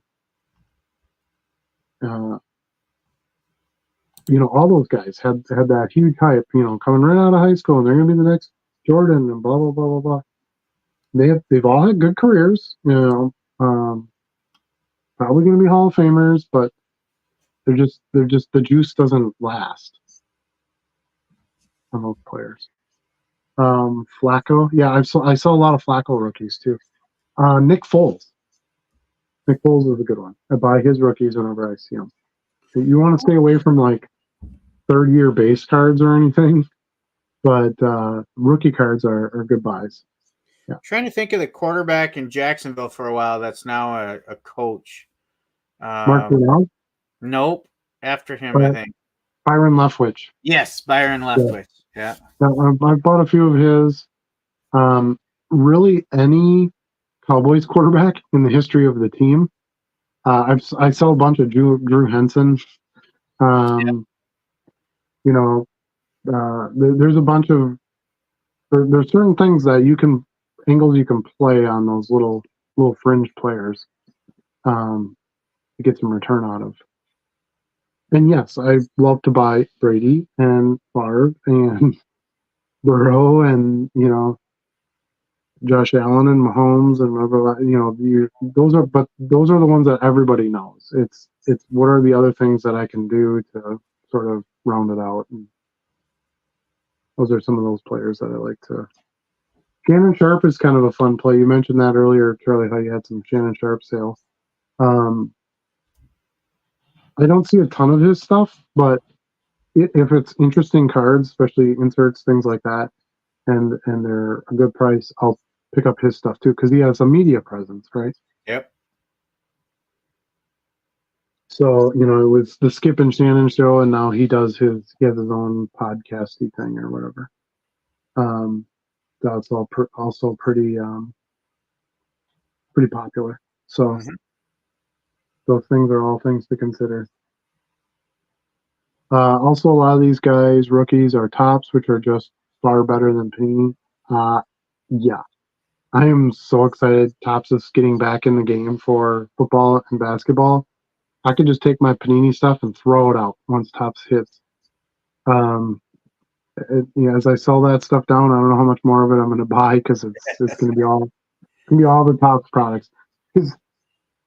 So I think part of it is they're gonna make a lot of veteran or retired player cards in some of those sets, which Topps traditionally didn't do back in the day. So I'm excited about that. Like getting a 2024 Topps Chrome Roger Staubach refractor, that excites the shit out of me. Stuff like that I think is going to be awesome. So that's something to consider too when you look at print runs of certain players. Like, you should buy any Kobe and any Jordan you find. You want to know why? Because they can't make those cards anymore. Right. They can't make a Kobe card. They can't make a Jordan card. Their cards have gone up because of who they are and their stories and all that good stuff. But it's also because you can't get a 2021 Kobe Bryant base card. They don't exist. Versus most of the other legendary players have cards because they don't have exclusive contracts. You might be able to get a 2024 Michael Jordan NASCAR card. Well, you can get Jordan in metal. Yeah, that's true. Yeah. So it's one of the reasons I really like that product. There's Tiger cards in there, and there's Jordan, there's Gretzky. All those guys are exclusive to Upper Deck, which it's a Skybox product, but Upper Deck makes it. So they have the licensing to be able to produce those cards. And that matters. It matters a lot. When people can't get new cards of those players, they're all fighting over the old ones. And just the demand and the price and all that goes up. So Drew Henson was drafted by the Yankees and played in their minor league system, correct? I think we're also missing something very important about Drew Henson, though. He is touched by Tom Brady. What? He was the other quarterback in Michigan. Oh, I didn't know that. Yeah, he was the timeshare that Brady had in Michigan, I believe. So there's a connection there, and that rubs off on Drew Henson. Sure, probably. I don't know. He was a Cowboys quarterback. That's all it takes for me. So there's a photo of Ocho Cinco signing Topps cards for upcoming products. Nice. Love Ocho Cinco. I actually got a card of him this weekend. It's the only card that I've ever seen his name on the card is actually Ocho Cinco. Yeah. Every other one, it's been Chad Johnson. So I found that pretty interesting. I'm shaking my head and laughing because I'm still remembering he'd score and pull a Sharpie out of his sock or whatever. Pull a cell phone out. It was crazy. He brought that Hall of Fame jacket out that one time. Yeah. Yeah, him and Terrell Owens, they were the kind of the characters, at the time. And You're right. Did Terrell Owens actually do the Hall of Fame jacket, or was it Ocho I Cinco? I think Terrell Owens did the Sharpie, didn't he? Okay, Was it he the could be. Sharpie? And he's the one who went and took the ball and put it on the Dallas Star in the middle of the field. That I remember. Yep. He used to be a Cowboy, so it's Yep. kind of kicked back to their face. But yeah, and Terrell Owens cards sell. I buy his stuff here and there too if I get decent deals on them, especially rookies. You know, when you can find rookies of any of those players for a good price, that's because rookie cards always have a market. So, Marshawn Lynch, right, in his amazing interviews that he would give, you know, I have no comment. I have no comment. I have no comment. Yeah. Well, why are you With here? the Because visor. I have to be here. Yeah, put the sunglasses on and just. Or Ricky Williams wore the helmet with the visor all the time in his press conference. Yeah, that's because he was high and they didn't want him to see his red eyes. But yeah, it's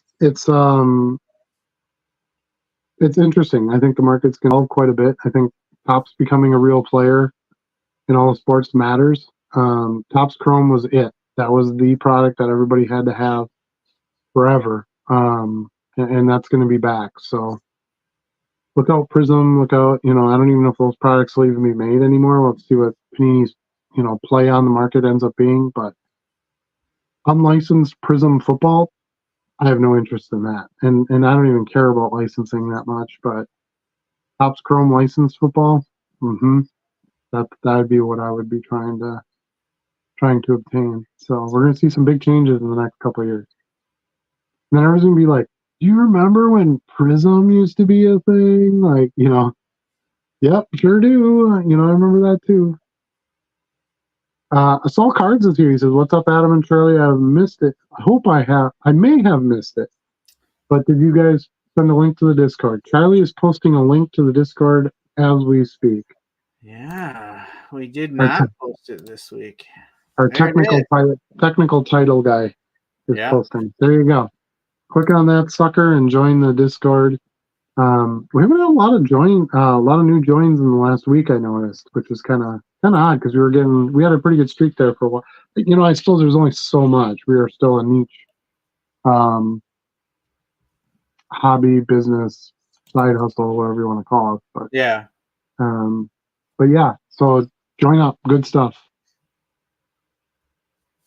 Thank you. Also, do you like the Bowman Chrome U products? Yes. So literally the only hobby sealed products I buy are Bowman U. I think they're priced appropriately. I like like I said, I'm not a big prospector, but I like getting the early college cards. They look great. They're made by Topps, so they have real quality.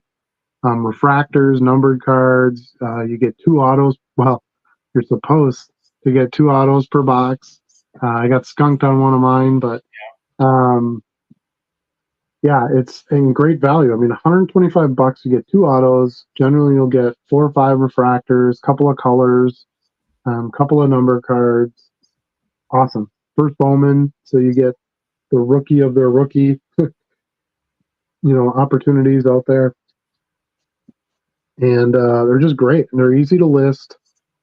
They're generally players that don't have any other cards, right? So if you want a Kool-Aid Kincaid card, you're gonna have to buy a Bowman U card or Leaf or Press, other brands that people don't really buy. So, especially like the first year that the football Bowman U came out, I was like, because it didn't have NCAA or NFL licensing, and it was a little tough to pull it off because they weren't even like players anybody knew, you know.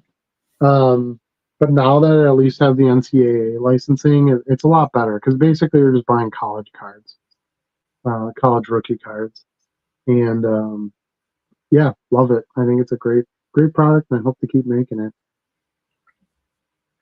I was a little slow to come around on them, but I've warmed up to them as well.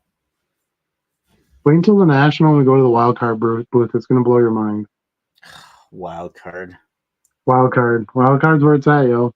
I'm getting Lots of offers on my Anthony Richardson auto out of 5 Yeah. right now. He's kind of the hot off-season name quarterback, and we're not even into like hype season for football yet. So I would imagine July-ish time, I'm going to get hammered with people trying to buy that card. So anyway, that and before speaking of the National, right before the National, they're going to have the first Topps unlicensed football product come out. And it's going to be like a Chronicles type product. So they're going to basically throw out a bunch of new Topps sets, kind of test the market, I think, to some degree with them, without the licensing. The boxes, from what I understand, are supposed to be pretty cheap for a couple of reasons. One, they want to get Topps football products into people's hands and start getting them switched over from the Panini. They don't have to pay for any licensing. There's no NCAA or NFL, so it's not costing them a whole lot to make these. I think it's just kind of their kickoff. I think it's them saying, "Hey, Fanatics is coming. This is what you're going to be seeing down the pipe. We're going to have the licensing and things like that." They're throwing some pretty serious autos in some of those products. There's going to be LeBron autos in the basketball product. There's going to be CJ Stroud and who's the other big quarterback drafted this year? I can't think of his name. Caleb Williams. No. Before. No, it was Stroud drafted. Bryce Young. What's his name? Bryce Young. Spencer Rattler. Some of those names. So they're all gonna they all had exclusive autos with I think it was Fanatics, wasn't it? Deals. So they weren't in any of the Panini products and stuff. So I think they can generate some hype even with a less expensive product to kick off and just get some into people's hands. So I'm hoping that it's part of the Topps Wrapper Redemption program there. Because it'd be nice to pick up a few boxes of those and be able to take the wrappers in and get the special packs at the show. So kind of looking forward to that. That's probably going to be a decent chunk of my Thursday exploration there. I was trying to get my special packs and that stuff out of the way on Thursday when the crowds aren't as big. Friday and Saturday is nuts. You might as well just box dig on those days because you're not moving anywhere. And obviously Wednesday is box. Nothing. I don't do anything but shop boxes.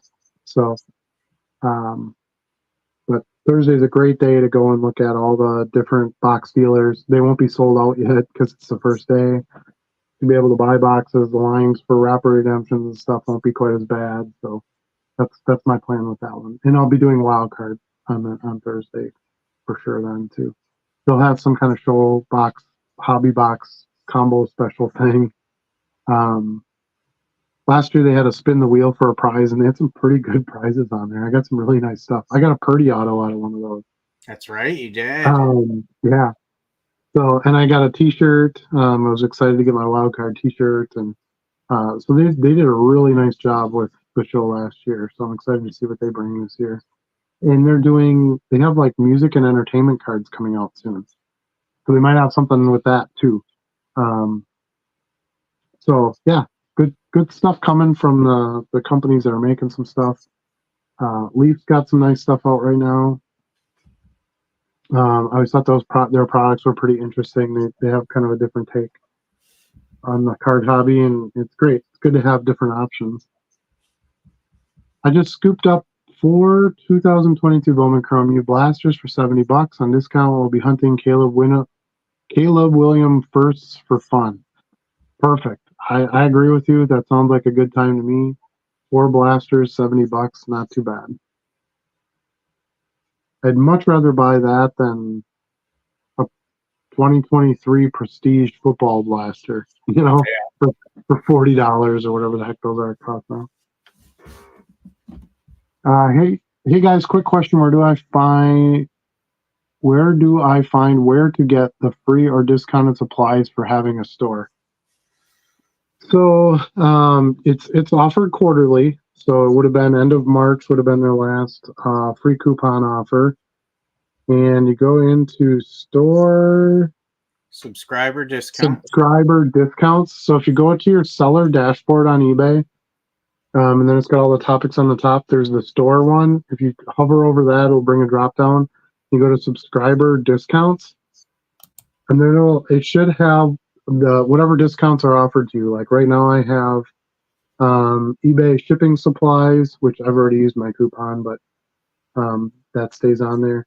And then eBay seller capital. So they're offering me like low price loans or something to expand my store. But anyway, if I click on the eBay shipping supplies, it will show you the subscriber discounts page, and it'll give you a code for your coupon. And you just enter that code at checkout, just like the old eBay bucks and those kind of codes you could use when you were buying cards or you were buying stuff on eBay. Same idea. And then underneath that, there's a little link that says start shopping. So they make it real easy. If you click start shopping, it takes you to the eBay supplies store. And then you can just simply search on there what types of shipping supplies you're looking for. I always buy the 6x5 by 9.25 bubble mailers. Bubble mailers are kind of expensive. And I can get 100 of them for like $40. My coupon's $50 because I have a premium store. So I just use that each time, and it's been nice. So anything I ship out bubble mailers, so anything more expensive or PSA graded or whatever, as soon as it's a package that has to ship, not a standard envelope, goes in a bubble mailer from eBay. And it looks professional. You're sending it in an eBay labeled, mailer, and they're high quality and stuff like that. So I'm a fan of those. I know some of our viewers use the 3-pocket page card mailers. You can get, I think, 100 of them, right, Charlie? Yeah, I think so. For that coupon. So if you want to try those, you can do that. I know some get like thank you stickers. If you don't need certain mailing supplies, you could just get stickers. They have a bunch of stuff on there, so yeah, check that out. But that's where you find that coupon. I kind of use it to try different things out. Mm-hmm. So the next coupon for me will be available on July 1st.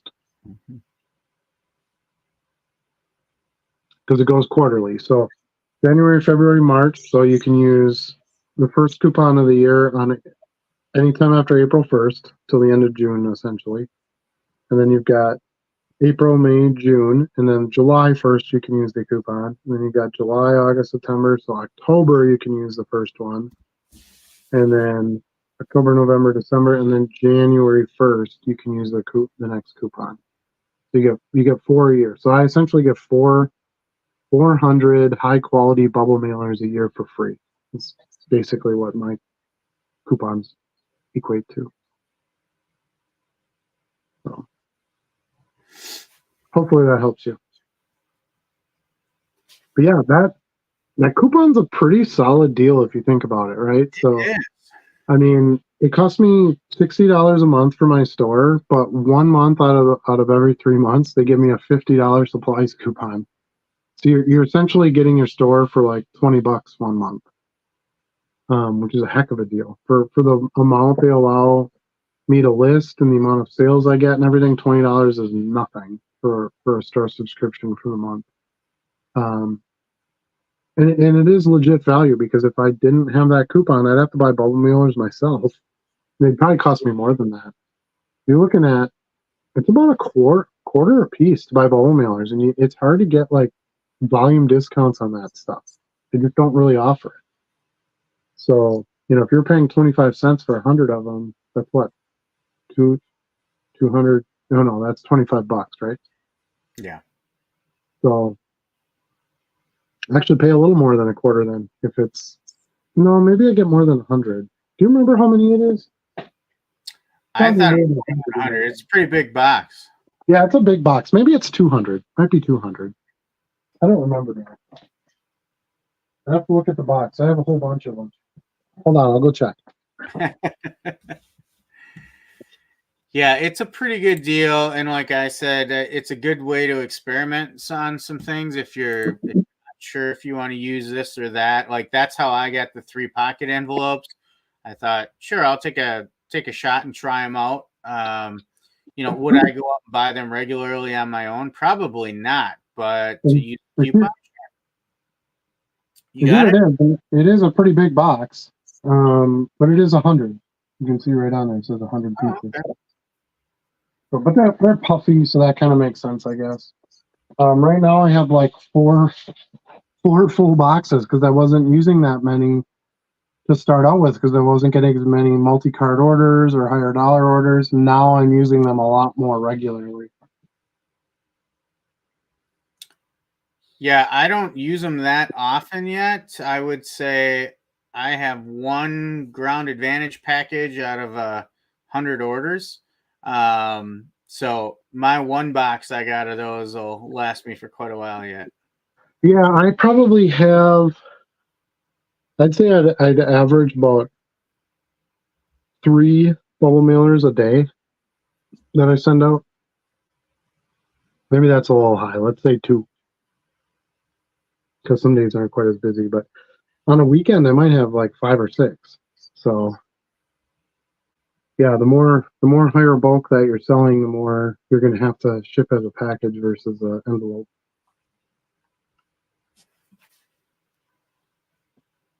So thank you. Is a computer necessary to grow past a certain point? Right now it is all by my phone. Yeah, I kind of think so. Just using the dashboard and trying to look through all the listings. So and I don't have my phone on me because I'm using it to film, but here's a funny thing about when you build to a large number of listings. So when you go on the app on eBay, you can click active listings and it loads all your active listings. Yeah. Doesn't work for me. It won't load anything. It times out because it's trying to load 42,000 items. Really? Yep. So that feature is completely useless on the cell phone for me. Wow.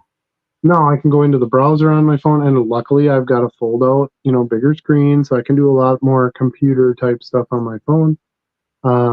But first of all, the app isn't as fast. I can go on here and search for things. Doing bulk edits, you can't do bulk edits on the app. You'd have to go onto a browser. So when you start getting into, bigger quantities of anything, sales or listing, both hopefully, it just doesn't work very well on a phone. And that's how I started out too. There's nothing wrong with starting out on the phone. I did everything on my phone, and literally the only reason I bought a computer was a viewer was kind enough to buy me a thermal printer for my labels, and it had to be connected to a PC. So I'm like, well, I guess I got to buy a computer. I wanted to use the thermal label printer. It was right in front of me. He bought me a couple thousand labels to start out with. So the computer kind of paid for itself that way. And yeah, now that I do this full time, I work on my PC quite a bit throughout the day. And it's actually nice to have both. So if I'm listing shiny cards, I don't use the scanner. And that's the other thing. If you want to use a scanner, you got to have a PC. But if I'm listing shiny cards, I have my phone and I'm taking my pictures and I'm listing the card. A lot of times if I want to comp or I'm doing something else, I'll go to my laptop then to do that so that I'm not getting out of the listing features in the eBay app on my phone, because I want to always do a sell similar or sell like this or sell one like this, because I don't want to enter all the information. It's all about the speed when you're listing. So I'll use both devices at one time. Or I've even done it too where I'm listing cards on my phone while I'm running the scanner and Card Dealer Pro. So I'll put a stack in the scanner, and while they're scanning, I've got my phone out. I'm listing a couple of shiny cards that I don't scan. And then, once my scanning stuff is ready in my desktop, and I go, or my laptop, I should say, then I'll go in there and work with Card Dealer Pro and get those listed, and then go right back to my phone. Yeah, the phone and the app, they work decent, and the speed is not too bad, for the functions on there until you get bigger, and then most of the app just doesn't do anything because you just have too many numbers for it to load. everything times out. And I have 1 gig fiber optic speed internet. So you're not going to get much faster than that if you're trying to download or upload that. I mean, I can upload a YouTube video in like 14 seconds, a half hour, 1040 video. So it's plenty of fast to load anything I would need to load on eBay, and yet the app fails to do so.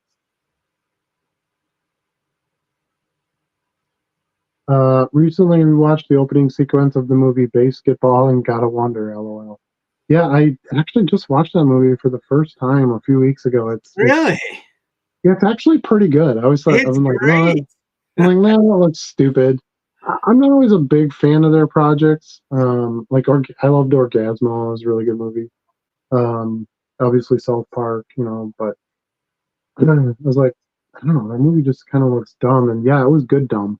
So, and the game, the more I watched it and the more I saw them like play the game and come up with the rules, I'm like, this is actually kind of cool. Like, this is actually that a could pretty be real. cool game. Yeah. I was like, how do these guys pull this off? They're such idiots, but yet here we've got something that's kind of cool. Yeah. But yeah, yeah. If you haven't given it a watch, give it a watch. I'm not sure what you're referring to at the beginning of the movie. The beginning sequence. I don't know if you're referring to the female basketball players, but anyway. So maybe you want to expand on that a little bit, but yeah, I like that movie. I don't remember the opening sequence specifically. I don't either. I don't remember it at all. Most of the time when I'm watching stuff, it's here on my TV while I'm working in my office, so I don't see a lot of it.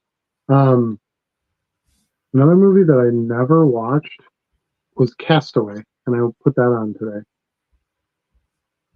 Someone else was watching at work. They were talking about they watched Castaway for the first time. It's free on Prime right now, so that, it's probably gets more views now because of that. But it was okay. I'm like, yeah, like a guy stranded on an island. How are they going to keep this thing moving? But they did a decent job, and of course Tom Hanks. Legend. What I thought was crazy is as it got later into the movie, how skinny he was. I don't know if that was CGI or what, but no, that was real if I remember right. So thin. I was like, wow, that's crazy. That's some method acting right there for sure. Yeah. I got Ziggy's here. I got thousands of cards that I finally got all sorted and I'm ready to list. I only have a regular eBay account. Would you recommend I get a store? I mean, it really depends on how many cards you're going to list, right? The store is really dictated by, it doesn't make sense to pay for listings when you get to a certain amount. There's other advantages to the store. You can send newsletters, create coupons, you can add followers. There's some other advantages too, but ultimately it's just the price of the listing. So with just a regular eBay account, you get 250 listings or 200 listings, something like that. Yeah, a month, something like that. Per month. Which I do that like in 2 hours each day. So that wouldn't really get me anywhere. If you go up to the next level store, I think, do you know how many listings you get for that? Fairly 5,000 maybe, if they're card. That sounds right though. You get like 5,000, and then when you go up to the premium store, which is what I have, you get 60,000 card listings for $60 a month. And then you also get the store coupon quarterly, which we were just talking about. Because the thing is if you're not going to sell everything in 30 days either, right? So let's say you have 200 listings, you list 200 cards. Unless you price them really cheap or you have super fast moving stuff. But let's just say you're listing 200 random cards and you sell 20 of them this month. Well, you're going to list the cards that are left again next month. So you only have 20 cards you can list then, because you can only basically you only have new listings for what has already sold. So going to the store and having the larger number of listings kind of allows you to continue working on growing it. But yeah, if you're going to auction them all, if you're going to auction them, there's no reason to have a store. So you would only need a store if you're doing fixed price listings. So starter is $5 a month. On the yearly plan, it's 250 listings a month. Basic is 1,000 a month, and we're talking fixed price insertions. 1,000 a month? Oh, 1,000 listings. Yeah. Yeah, and premium is 10,000. Mm-hmm. Right, but in our category, you get an additional 50,000 on the premium store for cards, so you get 60,000 listings. Yeah. So, yeah, you have to look at the specific categories and what they give you for extra listings. Yeah, this is just a store comparison table. Mm-hmm. And that's going to be generic because not everybody's selling cards, so Right. it's not the same for everything. I did have a chance to provide some feedback to eBay, and I did ask them about just dropping, or coming up with a store subscription, an affordable store subscription where you didn't have a listing limit, just to allow people to continue to grow, because it's not feasibly pretty easy to have like 1 million card listings. It's not that hard. It would take you some time, but you're scanning stuff in and you're listing, cards every day, 60,000 listings or even 100,000 listings is something that you can pretty easily get to, and they should allow like an easy option for you to get above that where it doesn't cost you a fortune. Now, after 60,000 listings, my price is 10 cents per listing, I think. But if I go to the Anchor store, which is the next level, then I get 100,000 listings or 90,000 listings or something like that. So basically an additional 30,000 listings. But my insertion fee goes down to 5 cents. So if I listed above that, it would only be 5 cents per item to list. But I would love to just see an unlimited, in our category, right? In the category where they give us extra listings for free as it is, give us like an unlimited store option. I think that would be pretty cool. Then you shouldn't have to worry about, I don't know. The eBay thing is really weird to me on their business model, and I get it. They don't want like a bunch of junk listed on there. Yeah. But if you're going to pay $200 a month for a store, you're not going to be wasting your time and your money and your efforts listing stuff you can't sell either. So it kind of doesn't make sense. And really, eBay doesn't really make money on listings. That's why they give you so many free ones now to entice you to list. They make the money on the back end and the promotional fees and all that. So just let us just list. Right. Now, when eBay first started, and storage capacity was at a premium, right? It cost a lot to store a couple 100,000 photos and things like that. But you could probably have 1 trillion listings, and it doesn't even touch their capacity for what they can host. So. And you're not going to have everybody like, let's say you're selling cars on eBay. You're not going to have 100,000 cars listed, right? So it's only for a limited You're not going to have 100,000 guitars listed. You're probably not even going to have 100,000 pieces of clothing listed. It's going to be very limited to groups like us where you can have this mass quantity of items where you would need those extra listings. So we'll see. And eBay's been very focused on the card market. They've been putting some new tools out, allowing some of us to beta test some stuff, some ideas, and so they're very focused on it. It is a huge income source for them. It's the #1 selling item on eBay. So I think constantly giving them some feedback about what we could use as card sellers, I think is a good move. So. Hopefully we'll see that in the future, because that's something that I have to start thinking about. I'm over 42,000 listings now, so that 60,000 is creeping up. Let's see, where are we? I think we're going to hang this up pretty soon here, but we got a few more questions. Ziggy says you get 200. Okay. I have great stuff that is fast moving. Okay. Yeah, I mean, if you want to auction it and not bother with the store, you could do that. But even fast moving, it still depends on what you price it at. You know, if you're going to try to price it under comps, you know, you probably sell it pretty quick. If you want to try to max out your money on it, it might sit there for a bit. Other sellers might come in and price under you. If you're not promoting, you don't have a store, you don't have any way to list or share it. You know, your exposure is really slim on eBay. So I don't know. I guess I would at least list your 200 free ones and see how it goes. And if you don't feel like you're getting what you need out of it, then look at least upping to the basic store, which is, what did you say? It's $10 a month? I'm off the screen now. Was it 15? Something like that.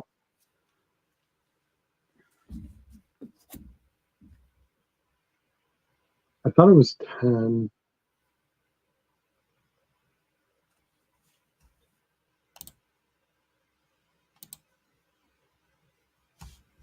Okay, so you get starter store is $5 and you get 250 a month, free auctions or fixed price listings. So you don't get both, it's one or the other. 30 Basic cents. is 22 a month. Yeah, basic is 22. They must have just upped that because I always thought it was $19.95. Yeah, the basic is 22 and you get 1,000 a month free fixed listings and 250 auction listings. And if you list above that, it's a quarter per listing. So pretty good value in that. That's a lot of listings. If you have a lot of cards and you want to wait and sell them one by one, you might want to up it up a little bit and have some more, pay some fees, but have some more room to get some more stuff on there.